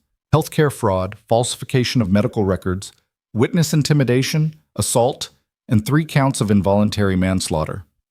Aaron's breath stopped. Involuntary manslaughter? Claire whispered. Marsh nodded. The medical examiner reviewed the cases of Margaret Hines, Amy Brennan, and 1 other patient, Thomas Ridley. In all 3 cases, the evidence supports that premature discharge directly contributed to their deaths. Combined with the fraudulent coding and Rourke's financial incentives, that meets the threshold for criminal negligence. Lila covered her mouth, tears streaming down her face. What about the interim CEO? Jordan asked. Also indicted. He continued the policies knowing they were under investigation. That's obstruction and conspiracy. Grant stepped forward. When do the arrests happen? Warrants are being executed now, Marsh said. As if on cue, Grant's phone rang. She answered, listened, then looked at Aaron. Rourke's being transferred from county holding to federal custody. He'll be arraigned tomorrow morning. Aaron felt something crack open inside her chest. Not relief, not yet, but the first fragile edge of it. Marsh continued, "This is going to trial. It'll be long, it'll be public, and it'll be brutal. But we have the evidence, and we have all of you." She looked at Aaron, then at Lila, Claire, and Jordan. "You did this. You held the line when everyone else looked away. That matters." Aaron's throat tightened. Marsh's assistant appeared in the doorway. "Ms. Marsh, the press is asking for a statement." Marsh nodded. "I'll handle it." She looked at Aaron. "Do you want to be there?" Aaron hesitated. Then she looked at Collier, who nodded once. "Yes," Aaron said. They walked to the courthouse steps. The cameras surged forward, microphones bristling. Marsh stepped to the podium, her voice clear and firm. "This afternoon, a federal grand jury returned multiple indictments against Gavin Rourke, former CEO of Harborline Medical Center, and others, on charges including healthcare fraud, falsification of records, witness intimidation, assault, and involuntary manslaughter. These charges stem from a systematic pattern of prioritizing profit over patient safety, resulting in preventable deaths. This investigation is ongoing, and we expect additional charges as evidence continues to emerge." A reporter shouted, "What role did the whistleblower play?" Marsh glanced at Aaron. "Ms. Erin Caldwell, a registered nurse, provided critical evidence and testimony at great personal risk. Her courage and the courage of other healthcare workers who came forward made this prosecution possible." Another reporter, "Is Rourke in custody?" "He's being transferred to federal custody as we speak." The questions kept coming, but Aaron stopped hearing them. She stood beside Collier, Claire, Lila, and Jordan, the cameras flashing, the weight of the moment settling over her. She'd done it. They'd done it. That evening, back at the Collier house, Aaron sat in the guest room staring at her phone. Messages flooded in: support, gratitude, anger at the hospital, solidarity from nurses across the country. One message stood out, from a number she didn't recognize. "Ms. Caldwell, this is Rachel Winters. Diane Foster is stable. The doctors say she'll make a full recovery. You saved her life. Thank you." Aaron read it 3 times, tears blurring the screen. A knock at the door. Sarah stepped in. "Dinner's ready, if you're hungry." Aaron wiped her eyes. "I'll be right there." Sarah paused in the doorway. "You should be proud of yourself." "I don't feel proud. I feel exhausted." "That's normal. Pride comes later." Sarah smiled gently. "But trust me, it'll come." Aaron joined them in the kitchen. Collier had made pasta, simple and warm. They ate in companionable silence, the kind that came from shared ordeal and mutual respect. Collier's phone buzzed. He glanced at it, then set it down. "Grant says Rourke's arraignment is set for 9 a.m. tomorrow. She wants us there." "Will he get bail again?" Aaron asked. "Not with manslaughter charges. He's staying in custody until trial." Aaron nodded slowly. Sarah refilled her water glass. "What happens after the trial?" "I don't know," Aaron admitted. "I haven't thought that far ahead." "You'll rebuild," Collier said. "One step at a time." Aaron looked at him. "I don't even know where to start." "You start by surviving today, then tomorrow, then the day after that." Collier's voice was steady. "Eventually, survival becomes living again." That night, Aaron lay in the guest bed, staring at the ceiling. For the first time in weeks, the fear was quieter.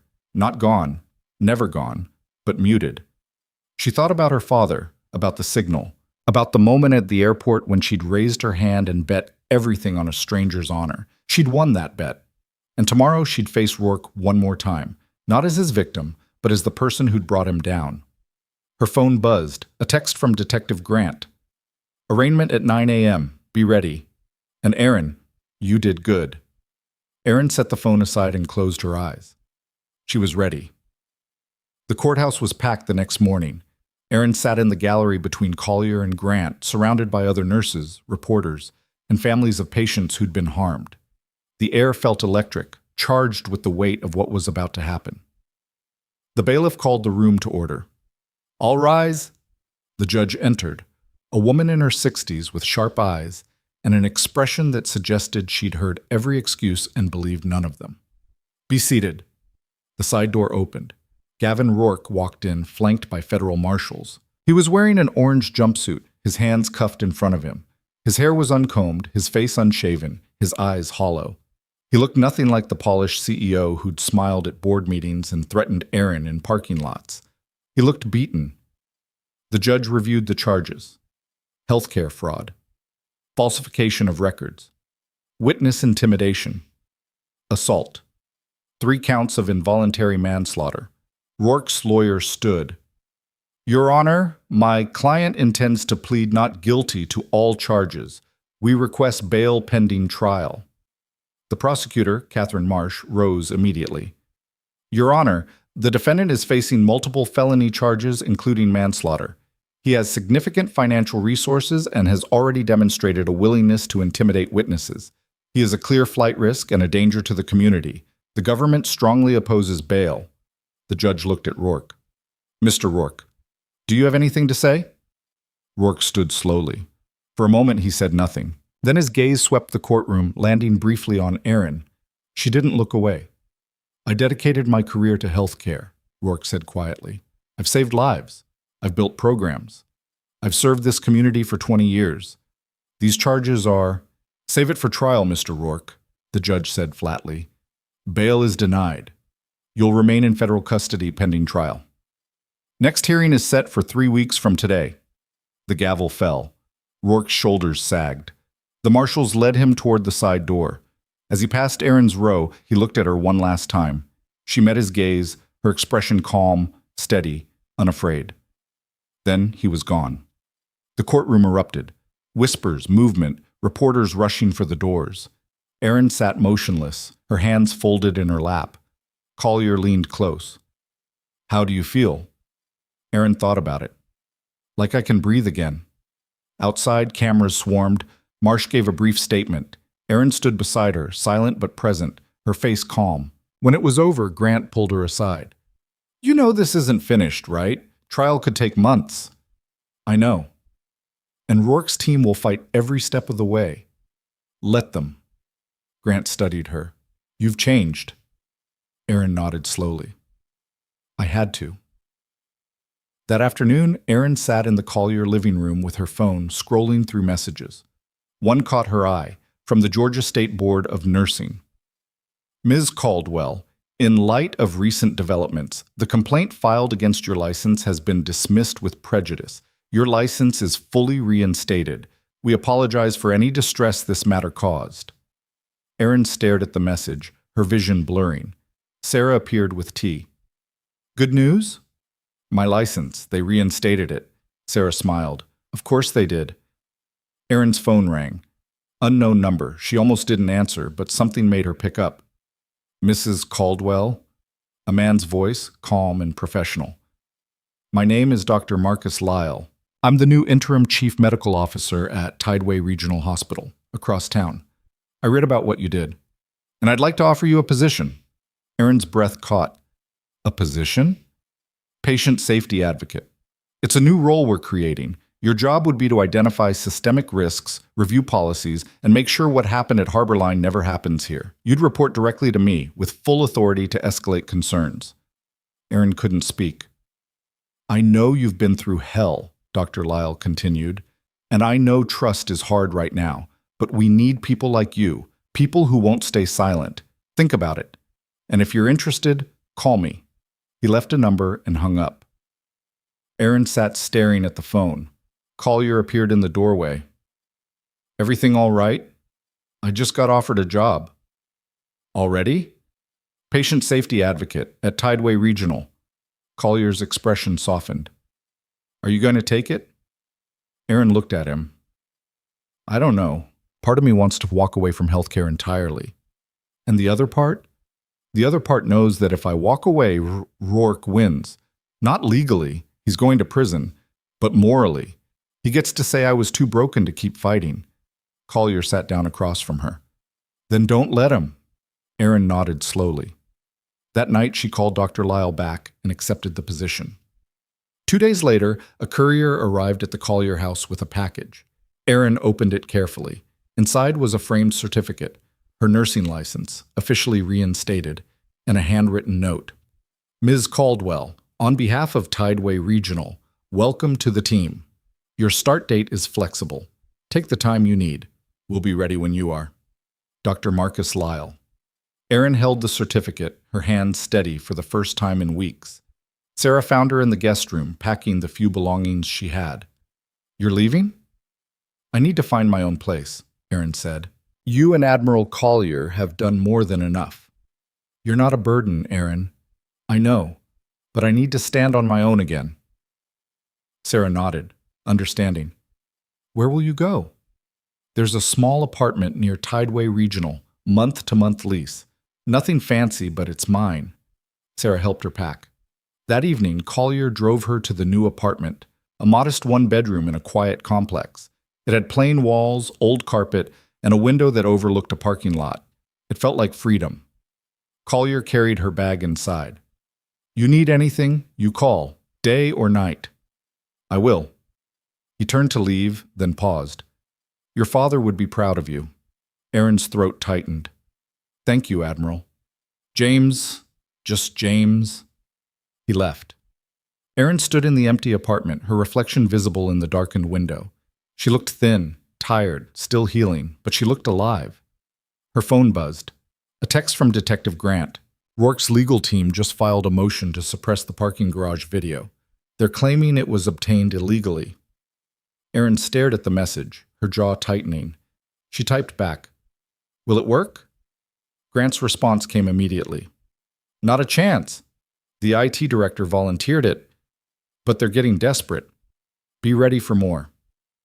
Erin set the phone down. She walked to the window and looked out at the night.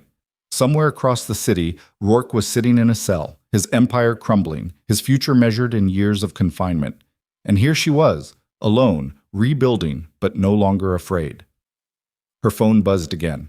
This time, it was a news alert. Second executive arrested in Harbor Line scandal. Federal investigation expands. Erin opened the article. The former CFO had been indicted for conspiracy and fraud. The board of directors was under scrutiny. The hospital's accreditation was being reviewed. The whole structure was collapsing. And at the center of it all was the truth Erin had refused to bury.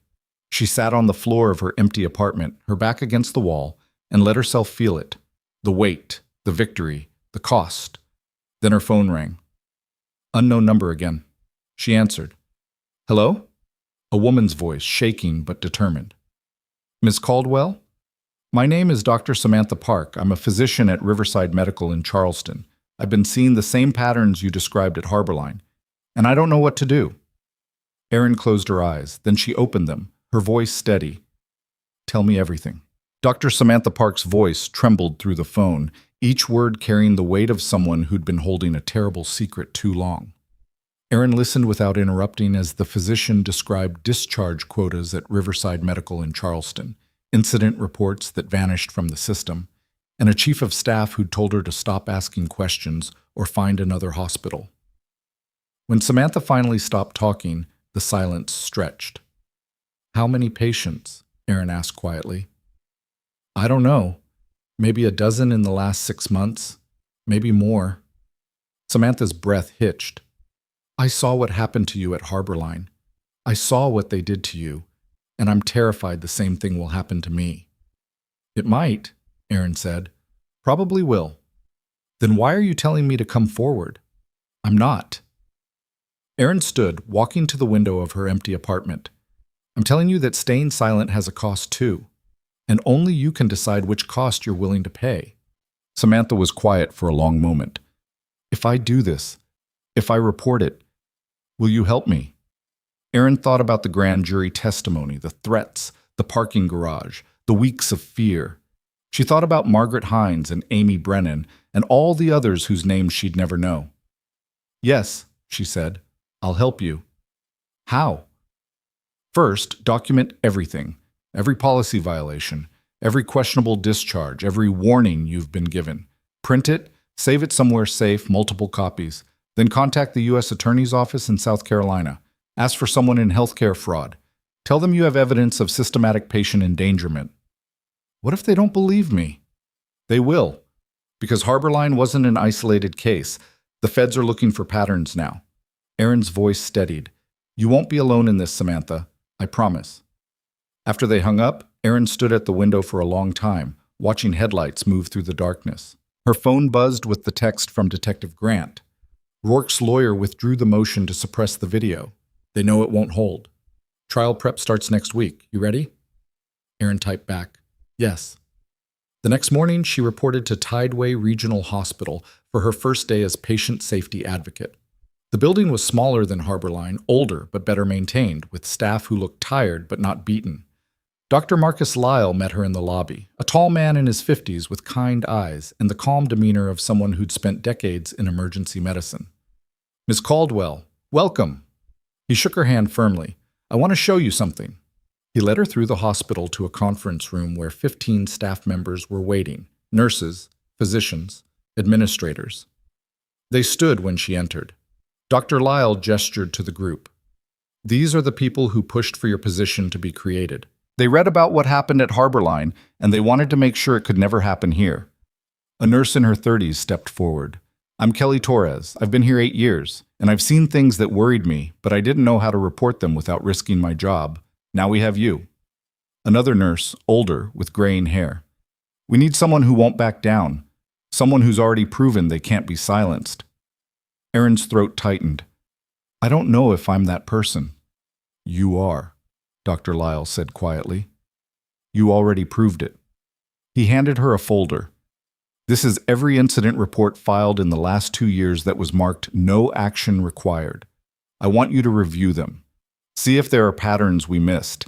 And if you find something wrong, you have full authority to escalate it. To me, to the board, to regulators. No one here will stop you. Erin took the folder, her hands steady. What if I find something that makes the hospital look bad? Then we fix it. Dr. Lyle's voice was firm.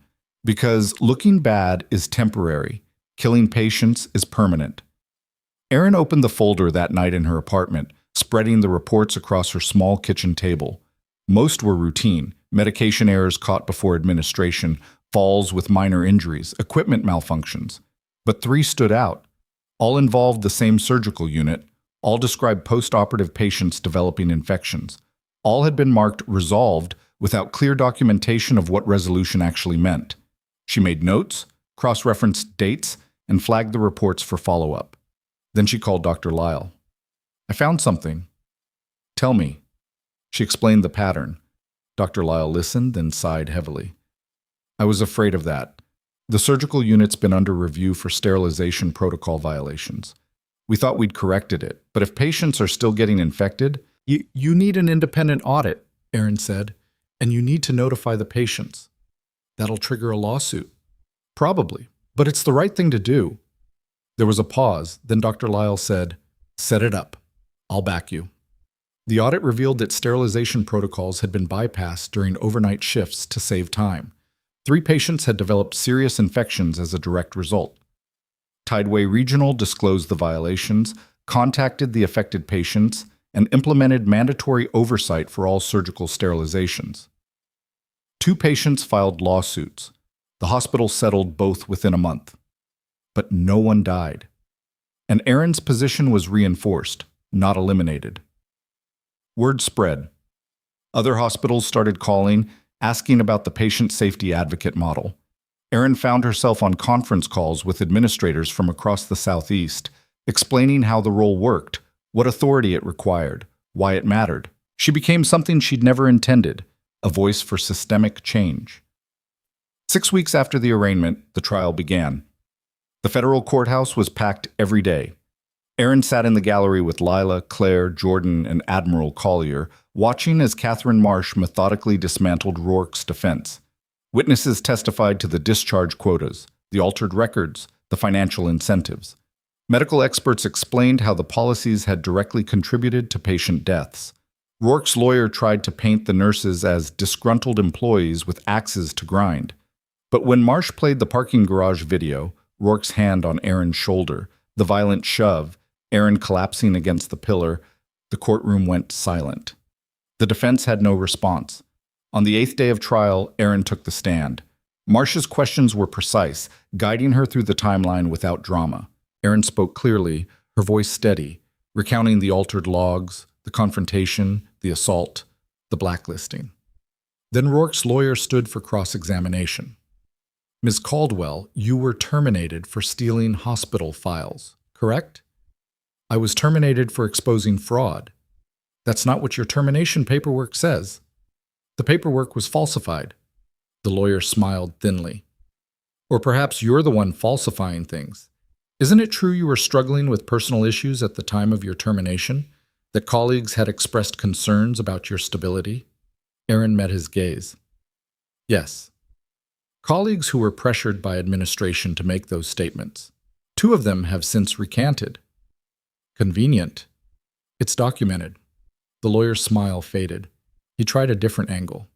You claim my client assaulted you, but you didn't report it to police immediately, did you? No. Why not? Because I was terrified. Because he'd already destroyed my career and my reputation. Because I thought no one would believe me.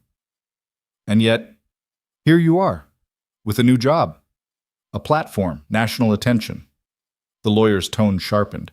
Isn't it possible you fabricated this entire narrative for personal gain? Aaron leaned forward slightly. 3 people are dead. Margaret Hines, Amy Brennan, Thomas Ridley. I didn't fabricate them. The lawyer had no response.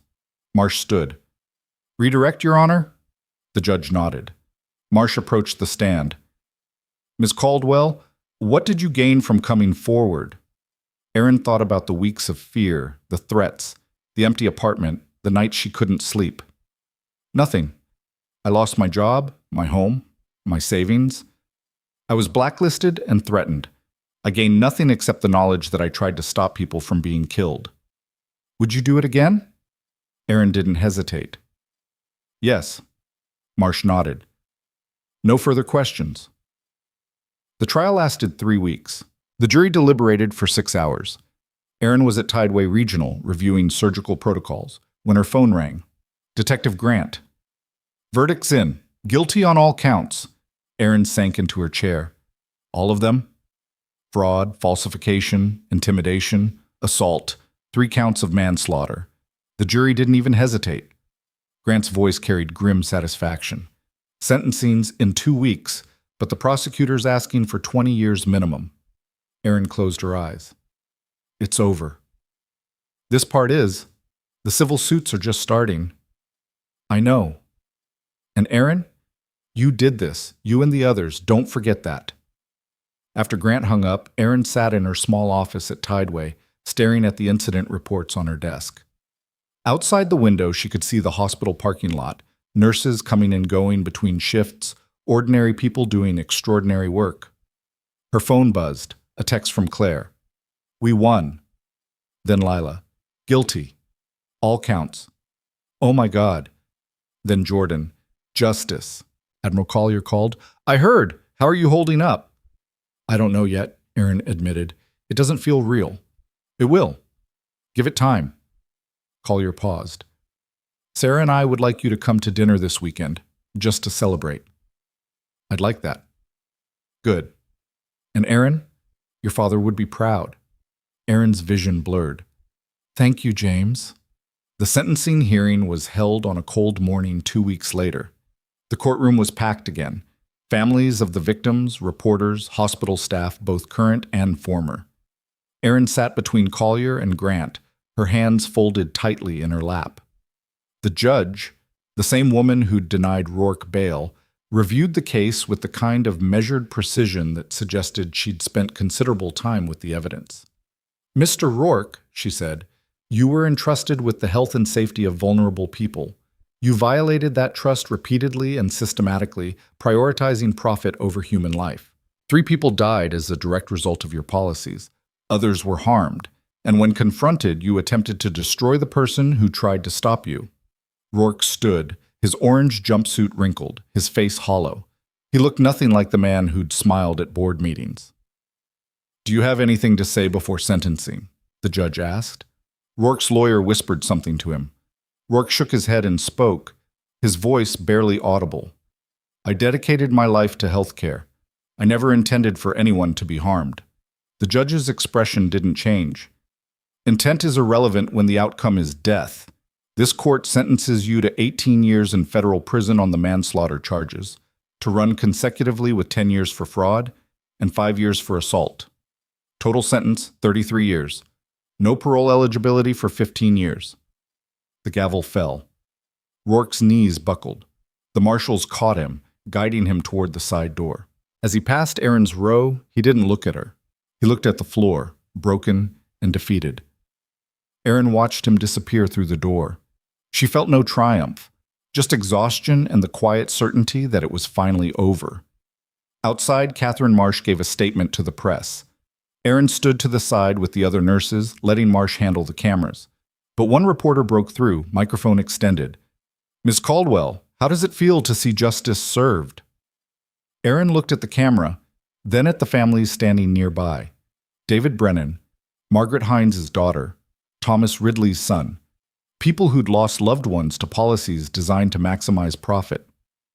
"It feels necessary," she said quietly, "but it doesn't bring anyone back." "What's next for you?" "I'm going back to work. There are more hospitals that need oversight, more policies that need changing, more people who need someone to stand up for them." "Are you afraid it'll happen again? That you'll face retaliation?" Aaron thought about the parking garage, the threats, the fear that had nearly consumed her. Then she thought about Diane Foster, alive because Rachel Winters had refused to stay silent, about Samantha Park in Charleston, gathering evidence, about all the nurses and doctors and staff who'd reached out in the weeks since the story broke, asking how to report what they were seeing. "I'm not afraid anymore," Aaron said, "and that's the point." The weeks that followed were a blur of activity.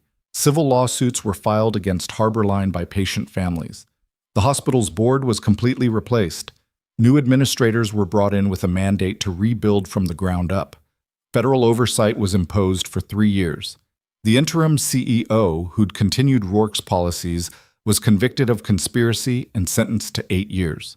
Harborline Medical Center itself was sold to a larger hospital network that immediately implemented sweeping reforms. Aaron's nursing license was not only reinstated but publicly cleared with a formal apology from the state board, and Tideway Regional's patient safety advocate program became a model. Within 6 months, 12 hospitals across Georgia and South Carolina had created similar positions. Aaron trained 3 of the new advocates herself. One was Lila, who left the ICU to take the role at a hospital in Atlanta. Another was a physician from Charleston, Dr. Samantha Park, who'd reported the violations at Riverside Medical and survived the backlash. The federal investigation there was ongoing. The third was Rachel Winters, the nurse who'd called about Diane Foster. She'd been fired from Harborline for insubordination, but hired immediately by Tideway. On a Saturday morning, 3 months after the sentencing, Aaron stood in the small conference room at Tideway Regional, looking at the 15 incident reports spread across the table. She'd flagged 3 for immediate review, all involving medication errors in the pediatric unit. Dr. Lyle appeared in the doorway. "Found something?" "Maybe. I want to audit the medication reconciliation process. I think there's a gap in the double-check protocol."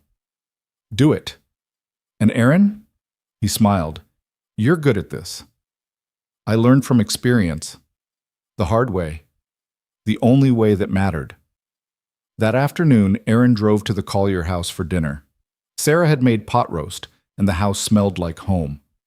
They ate at the kitchen table, conversation flowing easily. Sarah's book club drama, James's volunteer work with veteran services, Aaron's latest audit findings.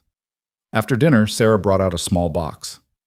"This came for you today, forwarded from your old address." Aaron opened it carefully. Inside was a folded piece of paper and a small pin, a white caduceus on a blue background, the symbol of Military Medical Corps. The note was handwritten.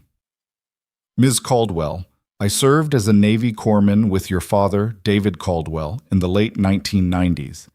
He was one of the finest medics I ever knew, skilled, compassionate, and absolutely fearless when it came to protecting his patients.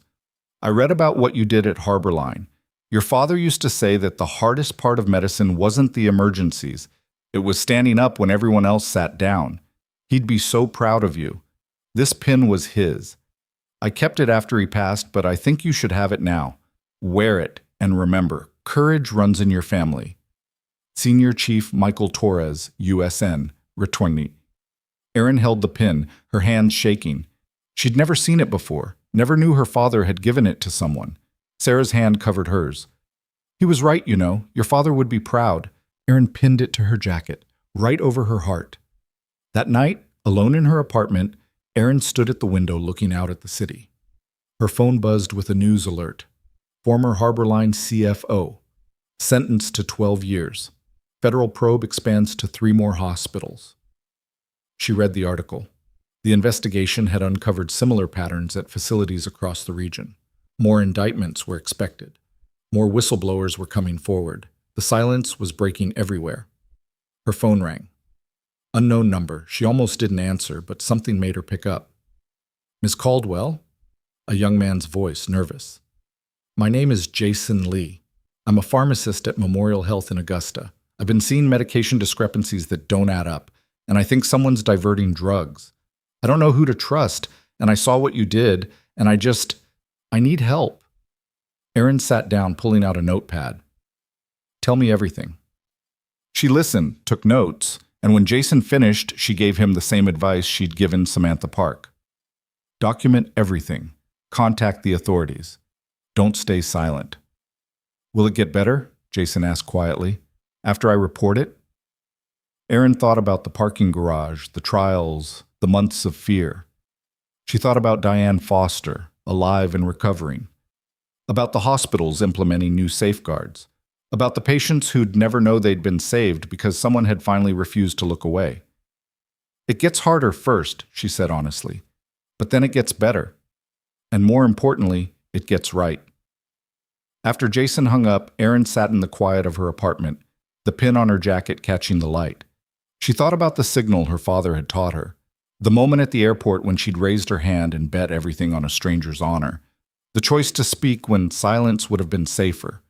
She'd lost so much, her job, her home, her sense of safety, but she'd gained something too, purpose, clarity, the knowledge that when the moment came she hadn't backed down. Her phone buzzed with a text from Detective Grant. Another hospital CEO just reached out to me, says he wants to implement a patient safety advocate program before the feds come knocking. I told him to call you. Change is happening, Erin. You started something. Erin typed back, we started something, all of us. She set the phone down and walked to the mirror. The woman looking back was thinner than she'd been 6 months ago, with shadows under her eyes that hadn't fully faded. But she was standing straight, clear-eyed, unbroken. Her father's pin gleamed over her heart. She thought about all the people she'd never meet who were safer now because someone had finally turned on the lights. The patients discharged when they were actually ready. The families who'd never received the call that their loved one had died from preventable negligence. The nurses and doctors who could finally report problems without fear of retaliation. The system wasn't fixed, not completely. Maybe it never would be, but it was better. And tomorrow she'd make it better still.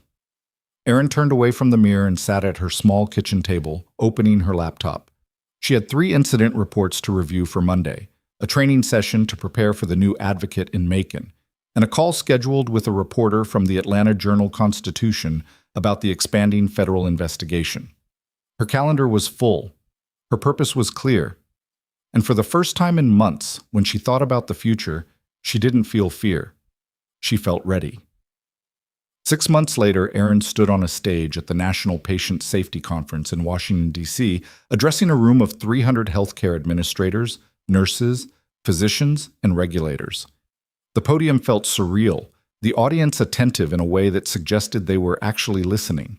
18 months ago, she began, her voice steady, I was a nurse who found evidence of systematic fraud and patient endangerment. I reported it to my CEO. He assaulted me, destroyed my career, and tried to silence me permanently. The room was silent. But he failed. Because I had evidence. Because other people found the courage to speak up. And because one person, a Navy admiral I'd never met, recognized a signal and chose to help. She paused, finding Admiral Collier in the 3rd row. He nodded once, his expression proud. The system that allowed Harborline to prioritize profit over patients isn't unique. It's replicated in hospitals across the country. But it can be changed. It is being changed. Because people are refusing to stay silent. She clicked to the next slide, showing the logo of the Patient Safety Advocate Network, an organization that had formed in the wake of the Harborline case. We now have patient safety advocates in 47 hospitals across 12 states. We're training more every month, and we're seeing results. Incident reports are being investigated instead of buried. Policies are being revised. Patients are being protected. Another slide. Photos of Lila, Claire, Jordan, Rachel, Samantha. These are some of the people who stood up when it mattered. They lost jobs, faced threats, endured retaliation, but they didn't back down. And because of them, people are alive today who wouldn't be otherwise. She looked out at the audience. If you're in this room and you've seen something wrong, if you know policies are harming patients, if you've been told to stay quiet, if you're afraid of what speaking up will cost you, I want you to know something. Erin's voice strengthened. You're not alone. The cost of silence is always higher than the cost of truth, and there are people ready to stand with you. She gave them the contact information for the Patient Safety Advocate Network, the federal hotline for healthcare fraud, and 3 legal organizations that provided support for whistleblowers. When she finished, the applause was long and genuine. Afterward, people lined up to speak with her. A nurse from Oregon who'd been documenting medication errors. A physician from Texas who'd been threatened for reporting unsafe staffing ratios. A hospital administrator from Michigan who wanted to implement the advocate program before problems emerged. Erin spoke with each of them, taking notes, making referrals, offering encouragement. Admiral Collier appeared as the crowd thinned. Hell of a speech. I was terrified. Didn't show, he smiled. Sarah wanted me to remind you, dinner at our place tomorrow night. No excuses. I'll be there.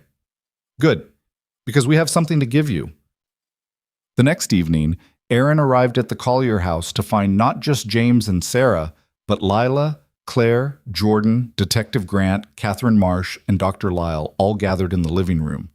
Sarah handed her a wrapped package. Open it. Inside was a framed photo, the moment at the airport captured by someone's phone. Erin raising her hand in the signal. Admiral Collier standing, his attention locked on her. The moment everything changed. Below the photo was a plaque. Courage is not the absence of fear. It is the refusal to let fear have the final word. In recognition of Erin Caldwell's bravery, integrity, and unwavering commitment to patient safety, you showed us what it means to stand up when everyone else sits down. It was signed by everyone in the room. Erin's vision blurred. I don't know what to say. Don't say anything, Grant said. Just keep doing what you're doing. Lila stepped forward. Because of you, I'm not afraid anymore. None of us are. Claire nodded. You showed us how to fight back. Jordan added quietly, and you showed us we could win. Dr. Lyle raised his glass. To Erin, who reminded us all why we went into healthcare in the first place. They drank, they ate, they told stories, and for the first time in over a year, Erin felt something she'd almost forgotten. Peace. Late that night, back in her apartment, Erin hung the framed photo on the wall beside her desk. She stood back, looking at it, the moment of decision, frozen in time. Her phone buzzed. A text from an unknown number. Ms. Caldwell, my name is Dr. Lisa Hammond. I'm a surgeon at Pacific General in Seattle. I think my hospital is doing what Harborline did. I need help. Please. Erin looked at the photo on the wall, at her father's pin on her jacket, at the incident reports waiting on her desk. She picked up her phone and typed back. Tell me everything. You're not alone. Then she sat down, pulled out a fresh notepad, and got to work. Because the fight wasn't over. It would never be completely over. But every hospital that changed, every patient who survived because someone spoke up, every person who found the courage to refuse silence, that was victory.